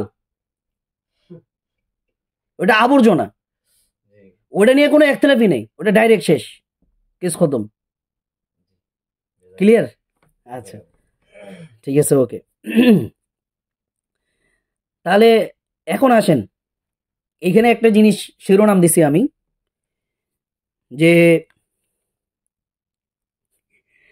আচ্ছা অনেকে মনে হয় বিরক্ত হয়ে যেতেছে, বিরক্ত হয়ে গেলে মধ্যে শেষ করে দিব। কিন্তু আলোচনা আর একটু একটু মানে খুবই আলোচনা একটা আছে, এটা খুবই ইম্পর্টেন্ট একটা আলোচনা। আজকে আমরা খুবই চমৎকার একটা আলোচনা করব ইনশাআল্লাহ। এটা বেশিক্ষণ সময় লাগবে না, একটু পরে শেষ হয়ে যাবে। আর তাহলে এমন হবে আজকে আমরা তাহলে আর কোনো প্রশ্ন নিব না, আমরা এটা শেষ হয়ে যাবে। এই যে দেখেন স্ক্রিন দেখেন, বেশি দূর কিন্তু নাই, এই যে শেষ, অল্প একটু বাকি আছে।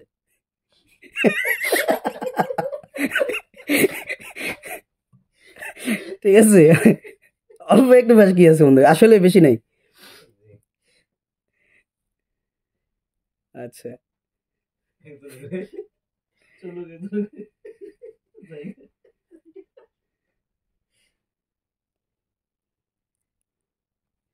তো আমরা এখানে একটা কি দিছি, প্রশ্ন উপস্থাপন করছি। হ্যাঁ ভাই, একটু একটু সবর করেন, ইনশাল্লাহ আমি খুব দ্রুত শেষ করে দেবো। এখন আর কোনো প্রশ্ন নিব না তাহলে। হ্যাঁ, ওনার প্রশ্নটা নিতে গিয়ে আমাদের দেরি হয়ে গেছে। হ্যাঁ, জি, জি, ইনশাআল্লাহ। আচ্ছা, তো আমরা যেটা বলতেছিলাম, শরঈ রুকিয়া কিভাবে সম্পন্ন করা হয়? এটা কি লেখার মাধ্যমে সম্পন্ন করা হয় নাকি বলার মাধ্যমে? বলার মাধ্যমে। এটা দলিল কি? অনেকে তো বলতে পারে ভাই রুকিয়া তো কোরআনের আয়াত, হাদিসের দোয়া, তো এটা আমি লিখে দিলে সমস্যাটা কি? ও মূলত রুকিয়া বুঝেই নেই, রুকিয়াটা কিভাবে হয় এটা সে জানেই না। তো রুকিয়া কিভাবে হয় এই সম্পর্কে আমরা হাদিস থেকে জানি। তো রুকিয়াটা কিভাবে হয়?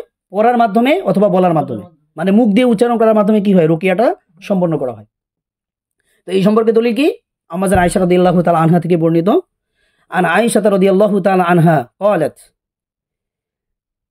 كان النبي صلى الله عليه وسلم يقول في الرقية يقول ফির রুকিয়াতে في الرقية, মানে তিনি তার রুকিয়াতে বলতেন, বলতেন। মানে তিনি তার রুকিয়ায় লিখতেন, এরকম কথা আছে? কি আছে? ইয়াকুলু, ইয়াকুল, তিনি তার রুকিয়াতে বলতেন। কথাই বলতেন। ফির রুকিয়া, একবার স্পষ্ট হাদিস, এটাকে অস্বীকার করার কোনো সুযোগ নেই। ইয়াকুলু ফির রুকিয়া, তিনি তার রুকিয়ার মধ্যে বলতেন। ঠিক আছে? তো লিখিতভাবে হবে না, মুখ দিয়ে হবে, মুখে উচ্চারণ করার মাধ্যমে হবে, তেলাওয়াতের মাধ্যমে, পাঠ করার মাধ্যমে, বলার মাধ্যমে। আল্লাহ রাসূল সাল্লাল্লাহু আলাইহি ওয়াসাল্লাম যে উখরুজ আদুওয়াল্লাহ বলছে, এটা কি তেলাওয়াত? বলা। এটা কি কোনো সূরা পাঠ করছে? জি না, তাহলে এটা কি বলা? বলা। হ্যাঁ, অথবা তেলাওয়াত করা হবে অথবা পাঠ করা হবে। কথাটা বুঝতে পারছেন? তো রাসূল সাল্লাল্লাহু আলাইহি ওয়াসাল্লাম কি করছেন? ওই যে তুরবাতু আরদিনা ওয়া রিকাতু বাদিনা ইশফা সাকিমুনা বিইজনি রাব্বিনা, এই দোয়াটা উনি কি বলছেন? এটা কি লিখছেন উনি? লেখেন নাই। এমন কোনো হাদিস নেই যেখানে রুকিয়াটাকে লেখা হয়েছে। তাহলে রুকিয়াটা সম্পন্ন হয় কিসের মাধ্যমে? বলার মাধ্যমে, উচ্চারণ করার মাধ্যমে, তেলাওয়াতের করার মাধ্যমে, পাঠ করার মাধ্যমে। ওকে, ক্লিয়ার? জি, আচ্ছা, তারপরে হলো আবু সাইদ খুদরি রাদিয়াল্লাহু তাআলা আনহুর যে হাদিসটা, এটা আমরা সবাই জানি। ওই যে উনি যে একটা ইয়েতে গেছিল, আরবের একটা গোত্রের মধ্যে গেছিল, তাদের সর্দারকে যে সাপ কাটাইলো, বিচ্ছু কামড়াইছিল বা সাপ, তো উনি যে রুকিয়া করছিলেন, ওইখানে কি শব্দটা আসছে? ওইখানে বলা হয়েছে, এই যে এখানে দেখেন, এই যে এটা আমি একটু মার্ক করলাম, আপনারা কি মার্ক করা জায়গাটা দেখা পাইছেন? জি। দেখতে পাইছেন? তো এখানে কি বলতেছেন যে ফাং তলাক ফাজাআলা তাতফুলু ওয়া ইয়াকরাউ আলহামদুলিল্লাহি রাব্বিল আলামিন। কি ওয়াইয়া করো মানে পাঠ করছে উনি করছে। উনি কি লিখে দিছিল দেয় নাই তাহলে থুতু নিক্ষেপ করছে আবার কি সূরা ফাতিহা পাঠ করছে তাহলে রুকিয়াটা সম্ভব হয় কিসের মাধ্যমে বলার মাধ্যমে অথবা পাঠ করার মাধ্যমে আমরা আগের হাদিসটাতে কি দেখছি ইয়াকুলু আর এখনকার হাদিসে কি পাইলাম ইয়া করো ক্লিয়ার জি। আচ্ছা তাহলে কেউ যদি বলে যে মানে রুকিয়া কি করা হবে লিখলে ওইটা তো রুকিয়া তাহলে এই কথাটা সহি না ভুল ভুল।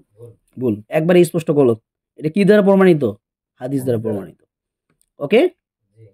আচ্ছা তাহলে মোট কথা হইল কোনো কিছু বলা বা পাঠ করে মূলত রুকিয়া সম্পন্ন করা হয় শরীয় রুকিয়াতে সমাজে প্রচলিত তাবিজ তুমার বা কবজের মতো লেখালেখি বা আঁকাআঁকি করার কোনো সুযোগ নাই নেই। ঠিক আছে জি।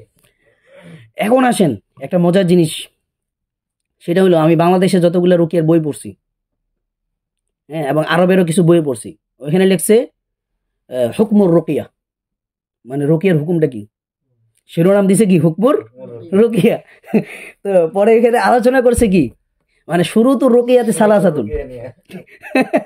মানে রুকিয়ার শর্ত হইলো 3টা আরে ভাই আপনি শিরোনাম দিলেন কি রুকিয়ার হুকুম কি হুকুম নিয়ে।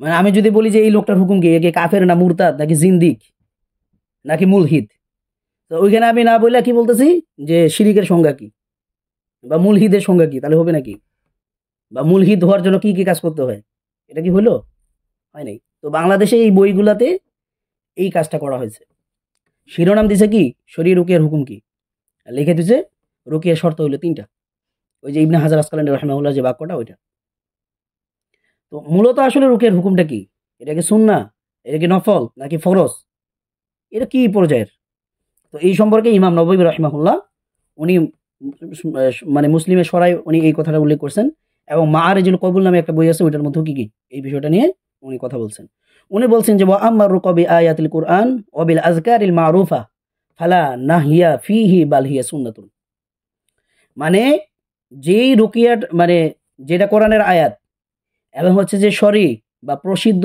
আজকার জিকির আজকারের দ্বারা কি করা হয় রুকিয়া করা হয় ওই ওই রুকিয়াটা কি জায়েজ এরপরে বলা হচ্ছে ফালা নাহিয়া ফিহি এটার মধ্যে কোনো নিষেধাজ্ঞা নেই মানে কোন রুকিয়ার মধ্যে নিষেধাজ্ঞা নেই যেটা কোরআনের আয়াত দেওয়া হবে অথবা প্রসিদ্ধ অর্থ বোঝা যায় জানা যায় শরী যে দোয়া বা জিকির এগুলার দ্বারা যে রুকিয়া করা হয় এই রুকিয়াটার মধ্যে কি নাই কোনো নিষেধাজ্ঞা নাই বাল হিয়া সুন্নাতুন বরং এটা কি সুন্নাহ এটা কি আমার কথা কার কথা ইমাম নববী রাহিমাহুল্লাহর কথা তাহলে উনি কি বলছেন রুকিয়ার হুকুমে কি সুন্নাহ তাহলে আমরা এই ভুলটা আর কখনো করব না যে হুকমুর রুকিয়া মানে রুকিয়ার হুকুম কি পরে ওই যে শুরু তো রুকিয়াতে আর যাবো না ঠিক আছে তো রুকিয়ার হুকুম কি সুন্নাহ তো আমরা এই ইমাম নববী রাহিমাহুল্লাহ যে সুন্নাহ বলছে উনি আসলে কোন দৃষ্টিভঙ্গি থেকে বলছে আমরা এই বিষয়টাকে প্রমাণ করার চেষ্টা করবো ইনশাআল্লাহ হ্যাঁ তো এইখানে দেখেন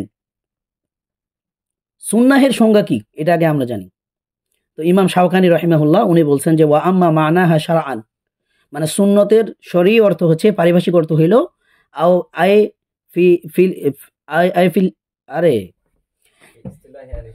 ফি ইস্তিলাহি আহলি শারঈ মানে যারা হচ্ছে যে ইস্তিলাহি শরঈ বিশেষজ্ঞ যারা শরঈ অর্থে যারা বিশেষজ্ঞ তারা বলছেন কি যে ফাহিয়া এই সুন্নাহটা হইল কওলুন নবী সাল্লাল্লাহু আলাইহি ওয়াসাল্লাম ওয়া ফি'লুহু ওয়া তাকরিরুহু মানে রাসূল সাল্লাল্লাহু আলাইহি ওয়াসাল্লামের কথা কাজ এবং সমর্থন এটাকে কি বলে সুন্নাহ বলে এখন আমরা দেখব রাসূল সাল্লাল্লাহু আলাইহি ওয়াসাল্লামের কথা কাজ এবং অনুমোদন দ্বারা রুকিয়ার বিষয়টা প্রমাণিত কিনা যদি এই 3টা বিষয় দ্বারা প্রমাণিত হয় তাহলে রুকিয়াটা কি সুন্নাহ হবে নাকি নফল সুন্নাহ এটার মধ্যে কোনো সন্দেহ আছে তাহলে আসেন দেখেন তো প্রথম আমরা কওলি হাদিস নিয়ে আসছি ওই যে এই হাদিসটা পূর্বেও গেছে সেটা কি আন আউফ ইবনে মালিকিন আল আশজাঈ রাদিয়াল্লাহু তাআলা আনহু ক্বালা কুননা নারকি ফিল জাহিলিয়াতি ফাকুলনা ইয়া রাসূলুল্লাহ কাইফা তারা ফি যালিক এটা অর্থটা আপনারা মোটামুটি সবাই জানেন তো আরিদু আলাইয়া রুকাকুম লা বা'সা বির রুকা মা লাম ইয়াকুন ফিহি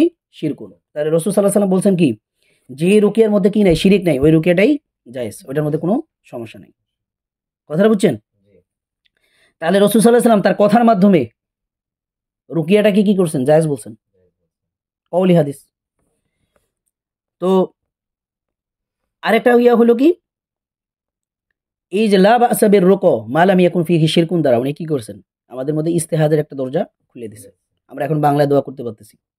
যদি এই ইস্তেহাদের সুযোগটা না থাকতো তাহলে কি বাংলা দোয়া করতে পারতেন? পারতেন না। ঠিক আছে? তারপর আরেকটা হাদিস যেটা পূর্বেও গেছে, সেটা হলো যে ওই যে আমর ইবনে হাজমের যে গোত্র, ওনারা আল্লাহ রসুলকে বললো না যে আমরা জাহিলিয়াতের সময় রুকিয়া করতাম। তখন রসুল সাল্লাল্লাহু আলাইহি ওয়াসাল্লাম বলল কি যে মা আনা বাসান, আমি তোমাদের রুকিয়ার মধ্যে কি করতে পারতেছি, কোনো সমস্যা দেখতে পারতেছি না। মানিস্তা তো আমিনকুম আন ইয়ানফা আখাহু ফালিয়ানফাহু, মানে যে ব্যক্তি পারে সেজন্য কি করে, তার ভাইয়ের উপকার করে রুকিয়ার মাধ্যমে। তাহলে এখানে রসুল সাল্লাল্লাহু আলাইহি ওয়াসাল্লাম রুকিয়া করাটাকে কি করছেন, উৎসাহ দিছে আরো। তাহলে যে এটা কি কওলি হাদিস।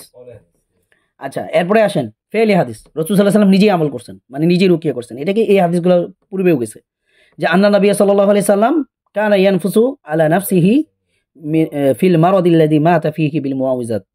অর্থাৎ রাসূল সাল্লাল্লাহু আলাইহি সাল্লাম যেই অসুস্থতা মারা গেছেন, ওই অসুস্থতার সময় উনি কি করছেন, নিজে নিজে রুকিয়া করছেন কি দিয়ে, সূরা ফালাক নাস দিয়া। তাহলে রাসূল সাল্লাল্লাহু আলাইহি সাল্লাম নিজে রুকিয়া করছেন, এটা কি ফেলি হাদিস। ঠিক আছে? এরপর বলা হয়েছে যে আন্না নবী সাল্লাল্লাহু আলাইহি সাল্লাম ইউআউযু বা'দু আহলিহি, রাসূল সাল্লাল্লাহু আলাইহি সাল্লাম তার পরিবারের কাউকে কি করতেন, রুকিয়া করতেন। ইয়ামসাহু বিয়াদিহিল ইউমনা ওয়া ইয়াকুল, এবং তিনি তার কি করতেন, ডান হাত দিয়া শরীর মুছে দিতেন। তাহলে এই যে রাসূল সাল্লাল্লাহু আলাইহি সাল্লাম কি করছেন, প্রথম হাদিসটা গেল কি উনি নিজে রুকিয়া করছেন নিজের উপর, দ্বিতীয় হাদিসটা কি উনি ওনার ফ্যামিলির লোকদের রুকিয়া করছেন। তাহলে নিজে রুকিয়া করা, অন্যকে রুকিয়া করা, এই দুটাই কি রাসূল সাল্লাল্লাহু আলাইহি সাল্লামের ফেলি হাদিস দ্বারা প্রমাণিত। আচ্ছা, আরেকটা হাদিস কি যে কানা ইয়ারকি ইয়াকুলু ইমসাহ, মানে রাসূল সাল্লাল্লাহু আলাইহি সাল্লাম রুকিয়া করতেন এবং তার রুকিয়ার মধ্যে এই দোয়াটা পাঠ করতেন। তাহলে এই হাদিসটাও বলে কি রুকিয়া রাসূল সাল্লাল্লাহু আলাইহি সাল্লাম করতেন। ওকে, এরপর বলা হইতেছে ইমাম বুখারী রাহিমাহুল্লাহ, উনি যে কিতাবুত তিব আছে ওইখানে উনি একটা শিরোনাম নিয়ে আসছেন, বাবু রুকিয়াতিন নবী সাল্লাল্লাহু আলাইহি সাল্লাম, মানে রাসূল সাল্লাল্লাহু আলাইহি সাল্লামের রুকিয়ার অধ্যায়। এরকম একটা অধ্যায় উনি কি করছেন, কায়েম করছেন। কোথায়? বুখারী শরীফে। তো ওইটা কি, এটা বিশাল একটা হাদিস। এক সাহাবী মানে সাবিত রাদিয়াল্লাহু তাআলা আনহু, উনি ওই আনাস ইবনে মালিক রাদিয়াল্লাহু তাআলা আনহুর কাছে গিয়ে বলছে যে আমি অসুস্থতা ফিল করতেছি। তখন উনি বলল যে আমি কি তোমাকে আল্লাহ রাসূলের রুকিয়া দ্বারা রুকিয়া করব না? সেটা কি বিসমিল্লাহ কি, ওই যে আল্লাহুম্মা রাব্বান নাস মুযহিবিল বাস ইশফি আনতা শাফি লা শাফিয়া ইল্লা আনতা শিফাআন লা ইগাদিরু সাকামা। এই দোয়াটা কার ছিল, মানে রাসূল সাল্লাল্লাহু আলাইহি সাল্লামের রুকিয়া ছিল। উনি বলতেছে কি যে আলা আরকিকা বিরুকিয়াতি রাসূলিল্লাহি সাল্লাল্লাহু আলাইহি সাল্লাম, আমি কি তোমাকে রাসূল সাল্লাল্লাহু আলাইহি সাল্লামের রুকিয়া দ্বারা রুকিয়া করব না? তাহলে রাসূল সাল্লাল্লাহু আলাইহি সাল্লাম যদি এই রুকিয়াটা নাই করতো তাহলে উনি এই কথা বলতো নাকি? আর আনাস ইবনে মালিক কে রাদিয়াল্লাহু তাআলা আনহু, রাসূল সাল্লাল্লাহু আলাইহি সাল্লামের খাদেম ছিল দীর্ঘদিন। ঠিক আছে? তাহলে উপরের হাদিসগুলো দ্বারা আমরা কি মানে কওলি এবং ফেলি উভয় থেকে জানলাম উনি কি করতেন, রুকিয়া করতেন এবং সুন্নাহ এটা। এরপর ওই যে আবু সাঈদ খুদরি রাদিয়াল্লাহু তাআলা আনহুর হাদিসটাও আসছে এখানে। উনি কি করছেন, ওই রুকিয়ার মাধ্যমে ওনারা যে এক পাল ছাগল নিছিল ওইটা খাওয়া জায়েজ হবে কি হবে না, ওইটার ফতোয়া উনি দিয়েছেন। বলছে যে আমার জন্য কি একটা ভাগ রাখো। এবং উনি বলতেছে যে যে ওমা ইউদরিকা আন্নাহা রুকিয়াতুন, তুমি কিভাবে জানলা যে সূরা ফাতিহা রুকিয়া? এটা সূরা ফাতিহা দিয়ে রুকিয়া করছে, এটাকে রাসূল সাল্লাল্লাহু আলাইহি ওয়াসাল্লাম কি করছেন, সমর্থন করছেন, অনুমোদন দিয়েছেন। তাহলে রাসূল সাল্লাল্লাহু আলাইহি ওয়াসাল্লামের কওল, ফেল এবং তাকরির, এই তিনটা দ্বারা কি রুকিয়াটা প্রমাণিত। তাহলে এটা কি সুন্নাহ। ঠিক আছে? তো এই হলো মূল আলোচনা। রুকিয়া সেক্টরে সব থেকে বড় একটা উত্থাপিত প্রশ্ন, আমাদের কাছে অনেক পেশেন্ট আছে, অনেক ভাইয়ের হিস্টোরি আমরা জানি, বোনদের হিস্টোরি আমরা জানি, এরা জিনা পর্যন্ত করে, নামাজ পড়তে পারে না, ঠিক আছে, হারাম কাজ করে বেড়ায়, কিন্তু সে রুকিয়া করবে না। কেন করবে না? কারণ শায়েখরা ফতোয়া দিছে যে রুকিয়া করলে বিনা হিসেবে জান্নাতে যাওয়া যাবে না। কিন্তু যদি সে জিনা করে তাহলে বিনা হিসেবে কি জান্নাতে যেতে পারবো। সে যদি নামাজ না পড়ে তাহলে বিনা হিসেবে জান্নাতে যেতে পারবে, কিন্তু অন্যের নিকট রুকিয়া করলে সে কি বিনা হিসেবে জান্নাতে যেতে পারবে না। এই যে থিঙ্কিংটা মানুষের, এই যে বুঝটা, এটা তারা কোথায় পাইছে? আলেমদের কাছ থেকে পাইছে। তাহলে আসলেই কি অন্যের নিকট রুকিয়া করলে বিনা হিসাবে জান্নাতে যাওয়া যাবে না, এই কথাটা কতটুকু সঠিক? এবং তারা যে হাদিসটাকে দলিল হিসেবে উপস্থাপন করে এটা আসলে কতটুকু সঠিক, এটা নিয়ে আমরা একটা কি করব, খুবই গুরুত্বপূর্ণ আলোচনা করব।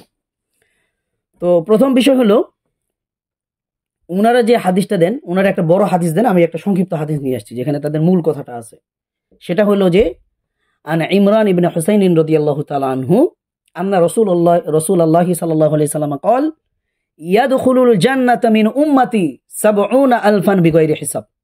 যে আমার উম্মতের মধ্য থেকে ৭০,০০০ ব্যক্তি বিনা হিসেবে জান্নাতে যাবে। সুবহানাল্লাহ।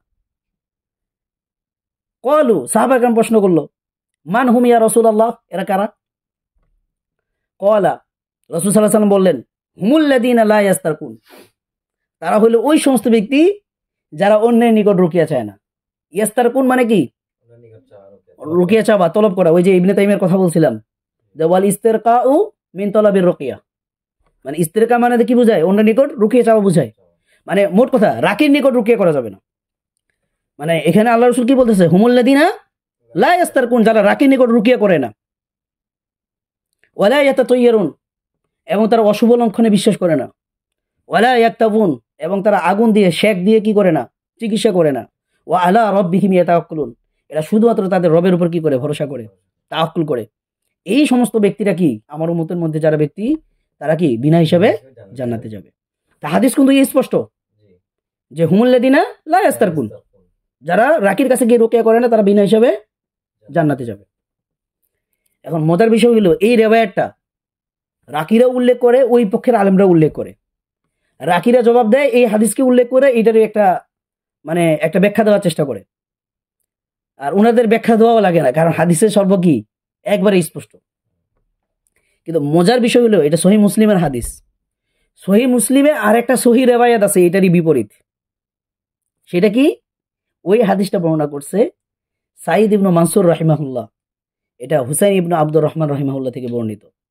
সেই হাদিসে বলা হয়েছে, একই হাদিস, ওইখানে বলা হয়েছে যে ওই যে সাহাবা কেরাম প্রশ্ন করলো না যে মান হুম ইয়া রাসূলুল্লাহ, তারা কারা যারা বিনা হিসেবে জান্নাতে যাবে? ওই হাদিসে একটা শব্দ বাড়তি আসছে।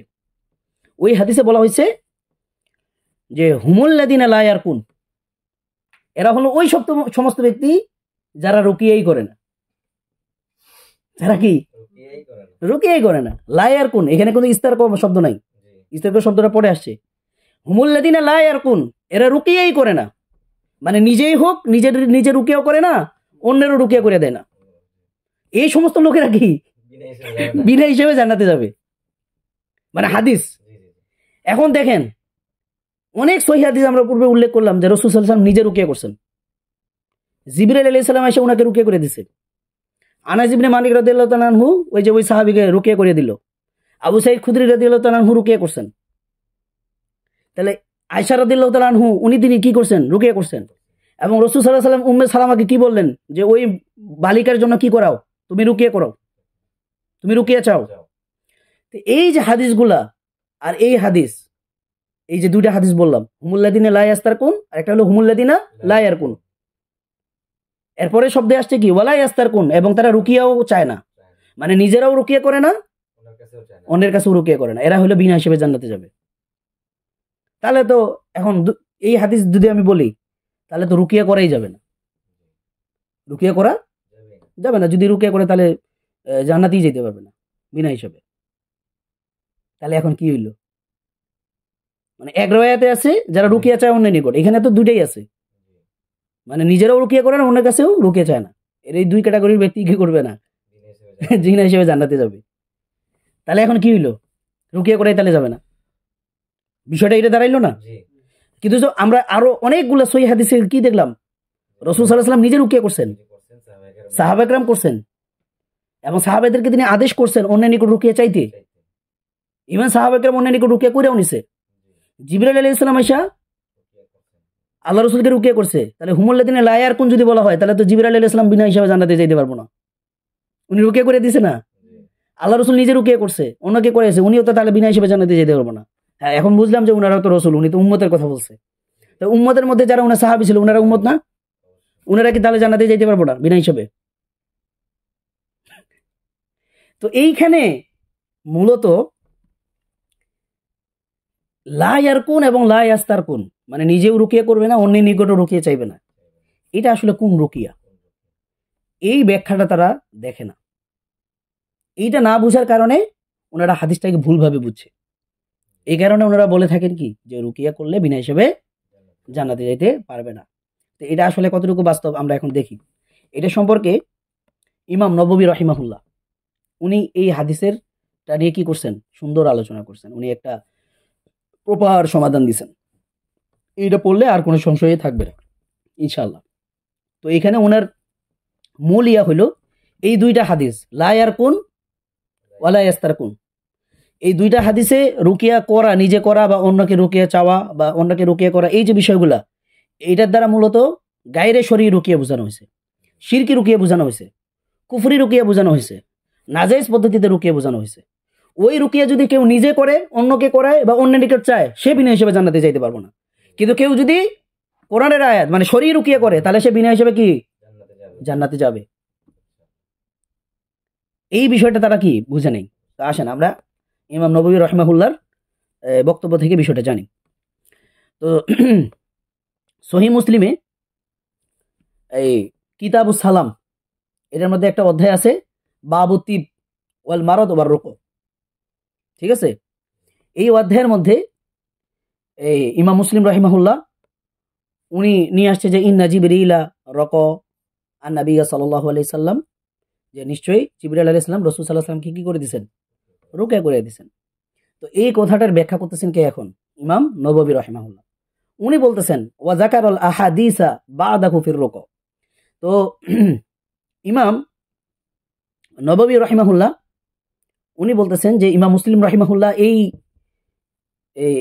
ইন্না জিবরিলা রকন নাবিয়া এই কথাটা বইলা উনি কি করছেন, পরবর্তীতে রুকিয়ার অন্যান্য হাদিসগুলোকে উনি নিয়ে আসছেন।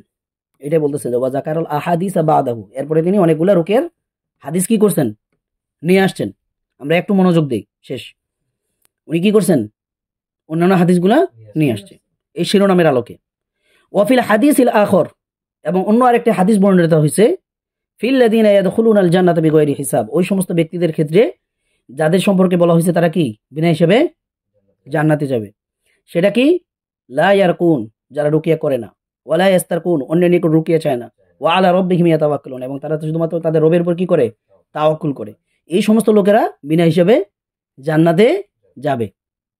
তো এইটার উনি এখন বলতেছে ফাকাদ ইউযান্নু মুখালিফান লিহাযিহিল আহাদিস, যে আমরা এখানে দেখতেছি রুকিয়ার হাদিসগুলো উল্লেখ করছে ইমাম মুসলিম রাহিমাহুল্লাহ, আবার জিবরাইল আলাইহিস সালাম এসে ওনাকে রুকিয়া করে দিয়েছে, আবার এই হাদিসে দেখতেছি রুকিয়া করা যাবে না বা অন্য নিকট রুকিয়াও চাওয়া যাবে না। তাহলে বাহ্যিক দৃষ্টিতে তাকাইলে দুইটা হাদিসের মধ্যে কি দেখা যায়, সংঘর্ষ দেখা যায়, বৈপরীত্য দেখা যায়, ঠিক আছে, তাআরুজ দেখা যায়।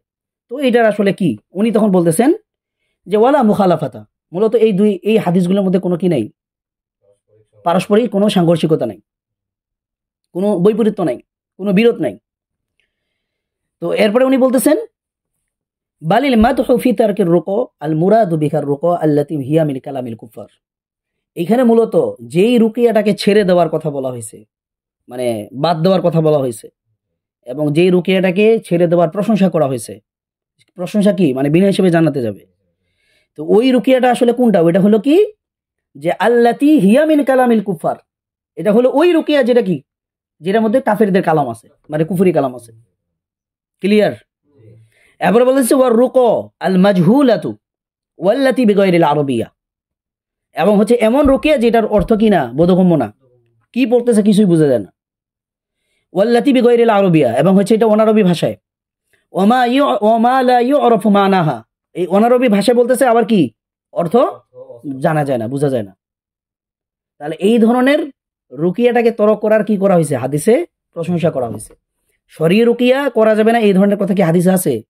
নাই। ইমাম নববীর কথা অনুযায়ী কি বিষয়টা ক্লিয়ার, কথাটা বুঝছেন? এখানে আরেকটা জিনিস বুঝেন, সেটা হলো যে এখান থেকে কেউ বলতে পারে যে ওয়াল্লাতী বিগায়রিল আরবিয়া মানে অনারবি ভাষায় রুকিয়া করা, মানে অনারবি ভাষায়, তো বাংলা ভাষা কি অনারবি ভাষা না, তো এটা দিয়ে তাহলে তো রুকিয়া করা যাবে না। কিন্তু না, এটার উনি পরে একটা শর্ত দিয়ে দিছে, সেটা কি যে ওয়ামা লা ইউরাফু মানাহা, মানে অনারবি ভাষা, তখন এটা দিয়ে রুকিয়া করা যাবে না যখন এটার অর্থ বোঝা যাবে না। কিন্তু অনারবি ভাষা বলতেছে কিন্তু এটার অর্থ বোঝা যাইতেছে, তাহলে এই ভাষা দিয়ে রুকিয়া করা কি জায়েজ। ক্লিয়ার?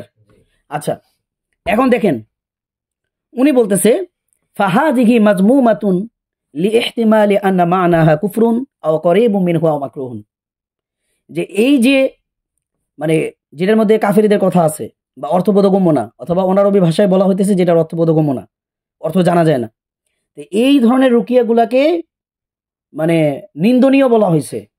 কেন? লিইহতিমালি আন্না মা'নাহা কুফরুন, কেননা এটার অর্থের মধ্যে কি থাকতে পারে, কুফরি থাকতে পারে। আও করিবু মিনহু, অথবা কুফরের কাছাকাছি কোনো জিনিস থাকতে পারে। আও মাকরুহুন, অথবা এটার মধ্যে অপছন্দনীয় হারাম কোনো কিছু থাকতে পারে।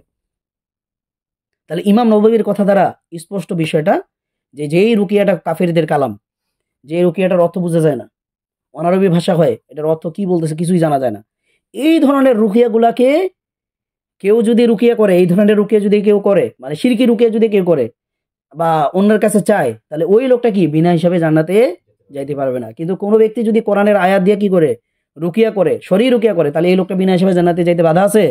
নাই। তো এইটাই উনি পরে বলতেছেন, ওয়া আম্মার রুকু বিআয়াতিল কুরআন, আর যদি রুকিয়াটা কি হয় কোরআনের আয়াত দ্বারা হয়, ওয়াবিল আজকারিল মারুফা, অথবা প্রসিদ্ধ জিকির আজকার দিয়ে হয়, শরী জিকির আজকার দিয়ে হয়, ফালা নাহিয়া ফিহি, এটার মধ্যে কোনো নিষেধাজ্ঞা নাই। এটার মধ্যে কি নেই, কোনো নিষেধাজ্ঞা নাই। বাল হুয়া সুন্নাতুন, বরং এটা কি সুন্নাহ। তাহলে সুন্নাহ পালন করলে কি কেউ বিনা হিসেবে জান্নাতে যেতে পারবে না? এটা হইতে পারে নাকি? অসম্ভব। ক্লিয়ার? এরপর বলা হতেছে যে ওয়ামিনহুম মান ক্বালা ফিল জামঈ বাইনাল হাদিসাইন, আর কিছু কিছু আলেম এই দুইটা হাদিসের মধ্যে কি করছেন, মানে সমন্বয় করার চেষ্টা করছেন এইভাবে যে ইন্নাল মাদহা ফি তারকির রুকু লিল আফজালিয়াতি ওয়া বায়ানি তাওয়াক্কুল, মানে হাদিসে যে ফজিলতটা বর্ণনা করা হয়েছে যে বিনা হিসেবে জান্নাতে যেতে পারবে না, এইটার কারণে, এবং তাওয়াক্কুলের যে কথা বলা হয়েছে, এই তাওয়াক্কুলের কারণে, এই দুইটা জিনিসের কারণে রুকিয়াটাকে কি করা হয়েছে, তরক করার, রুকিয়াটাকে কি তরক করার কথা বলা হয়েছে। বুঝেন নাই মনে? মানে কিছু কিছু আলেম বলছে কি, মানে তারা উভয় হাদিসের মধ্যে সমন্বয় করছে এইভাবে যে এখানে যে রুকিয়াটাকে তরক করার, মানে ছেড়ে দেওয়ার কথা বলা হয়েছে, এটা কেন? এটা হলো যে ওই যে বিনা হিসেবে জানাতে যাবে, এই যে ফজিলতটা, এটার কারণে, মানে আমি যেন বিনা হিসেবে জানাতে যেতে পারি, এই ফজিলতটা যেন নিতে পারি, এই কারণে রুকিয়া না করাটাই ভালো, মানে ওনাদের একটা মতামত। বুঝছেন? এবং যেহেতু এখানে তাওয়াক্কুলের কথা বলা হয়েছে, আমি যদি রুকিয়া গ্রহণ করি তাহলে আমার তাওয়াক্কুল নষ্ট হয়ে যাবে, এরকম একটা বুঝ দিয়ে কি করছেন ওনারা, বলতেছেন কি যে এই আফজলিয়াত এবং হচ্ছে কি তাওয়াক্কুলের কারণে ওনারা কি করছেন, রুকিয়াটাকে না করাটাই ভালো মনে করছেন। ঠিক আছে? আর ওরাই আবার বলতেছে কি ওয়াল্লাযী ফাআলার রুকু, আর যারা রুকিয়া করে, মানে আপনারা আমরা যারা রুকিয়া করি, ওয়া আজিনা ফিহা, এবং এটার অনুমতি দেই, মানে রুকিয়া করার অনুমতি দেই, লি বায়ানিজ জাওয়াজ, মানে এটা যে জায়েজ, এই বায়ানের উপর ভিত্তি করে, এই বয়ানের উপর ভিত্তি করে আমরা কি করি, এই জিনিসটা করি। মা আন্না তার কাহা আফজল, কিন্তু এটাকে তরক করাটাই উত্তম। এটা একদম আলেমদের মতামত আর কি, বুঝতে পারছেন? ওয়াবি হাযা ক্বালা ইবনু আব্দুল বার, এটা কে বলছে? ইবনু আব্দুল বার। ওয়া হাকাহু আম্মান হাকাহু, এবং তিনি যাদের কাছ থেকে, যারা এই মতামত পোষণ করে তাদের কাছ থেকে এই বিষয়টাকে উনি কি করছেন, উল্লেখ করছেন। বুঝতে পারছেন? এখন ইমাম নববী রাহিমাহুল্লাহ উনি বলতেছেন ওয়াল মুখতার আল আউয়াল, মানে এই কথাগুলোর মধ্যে থেকে প্রথম বিষয়টাই কি প্রাধান্যযোগ্য, প্রথম বিষয়টাই ঠিক আছে, সঠিক। সেটা কোনটা? ওই যে ওয়া আম্মার রুকু বিআয়াতিল কুরআন, যে রুকি কোরআনের আয়াত দেওয়া হয়, প্রসিদ্ধ দোয়া দেওয়া হয়, এবং হচ্ছে যে এটা কি আপনার ওই যে কি দোয়া দেওয়া হয়, জিকির আজকার দেওয়া হয়, তাহলে এটার মধ্যে নিষেধ থাকে না, এটা সুন্নত। আর সুন্নত পালন করলে কেউ কি বিনা হিসেবে জান্নাতে যাওয়ার ক্ষেত্রে বাধা থাকবে না। কথাটা বুঝতে পারছেন? তো এই কথাটাই হচ্ছে কি গ্রহণযোগ্য, প্রাধান্যযোগ্য। আর অন্যান্যরা যে কথাটা বলছে ওটা আসলে সঠিক না, এই কথাটাই উনি বলতেছেন। হ্যাঁ, ওয়াকাদ নাকালু বিল ইজমা আলা জাওয়াজি রুকু বিল আয়াত ওয়াল আযকারিল্লাহি তাআলা, মানে আল্লাহর জিকির এবং হচ্ছে আল্লাহর আয়াত দ্বারা রুকিয়া করা যে জায়েজ, এইটার উপর ইজমা প্রতিষ্ঠিত হয়েছে। এটার মধ্যে কি আলেমদের মধ্যে ইজমা হয়ে গেছে। তা যেই জিনিসের মধ্যে ইজমা হয়, ওই কাজ করে যদি কেউ মানে ওই কাজ করে কি কেউ জান্নাতে যাইতে পারবে না বিনা হিসেবে, এটা কি হইতে পারে? কখনোই না। কথাটা বুঝছেন?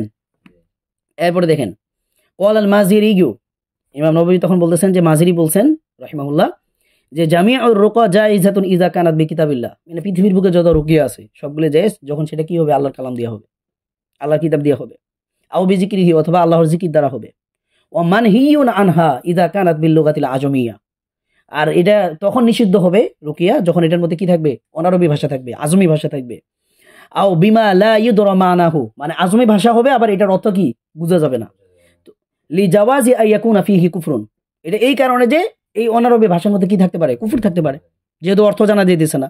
তাহলে এই ধরনের রুকিয়াগুলো কি নিষিদ্ধ। এই নিষিদ্ধ রুকিয়া যে করবে বা অন্য নিকট চাইবে, ওই ব্যক্তি বিনা হিসেবে জান্নাতে যাইতে পারবে না। কিন্তু কেউ যদি শরীর রুকিয়া করে তাহলে কি সে বিনা হিসেবে জান্নাতে যেতে পারবে যদি তার অন্যান্য আমল ভালো থাকে, ইমান যদি ভালো থাকে। কথা বুঝছেন? আচ্ছা, তো এইটাই হলো হচ্ছে যে মূল কথা। তাহলে আমরা এখন এই হাদিসটা থেকে আমরা কি বুঝলাম? মূল কথা হইলো যে হাদিসে যে বিনা হিসেবে জান্নাতে যাইতে পারবে না কোন রুকিয়া করলে, যেটা কুফরি শিরকি, হারাম রুকিয়া। ওই রুকিয়া যদি কেউ নিজে করে অন্যের কাছে চায় তাহলে ওই ব্যক্তি বিনা হিসেবে জান্নাতে যেতে পারবে না।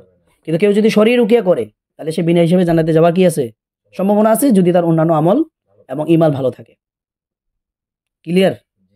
তাহলে রুকিয়া চাইলে অন্য রাকির কাছে গিয়ে রুকিয়া করলে বা নিজে রুকিয়া করলে বিনা হিসেবে জান্নাতে যাওয়া যাবে না, এই কথা যারা বলে তারা হচ্ছে যে হাদিস সম্পর্কে মানে প্রচন্ড লেভেলের একটা মূর্খতা ছাড়ার কিছুই না, জাহিল ছাড়ার কিছুই না। এই সমস্ত ভাইয়েরা বুঝে নেই, নাদান। আল্লাহ তাআলা ওনাদেরকে বুঝার তৌফিক দান করুন। তো আজকে আমাদের ইয়াটে এই পর্যন্তই। আমরা একটা দীর্ঘ আলোচনা করলাম প্রায় 2 ঘন্টার উপরে। ঠিক আছে? তো আপনাদের কেমন লাগলো একটু কমেন্ট করে জানান। আমরা আজকে আর প্রশ্ন না নেই, অনেক রাত হয়ে গেছে না? আপনাদেরও ঘুম পেয়ে গেছে। নেক্সট ক্লাস আমরা ঘোষণা দিব আবার ইনশাআল্লাহ। আসসালামু আলাইকুম ওয়া রাহমাতুল্লাহি ওয়া বারাকাতুহু।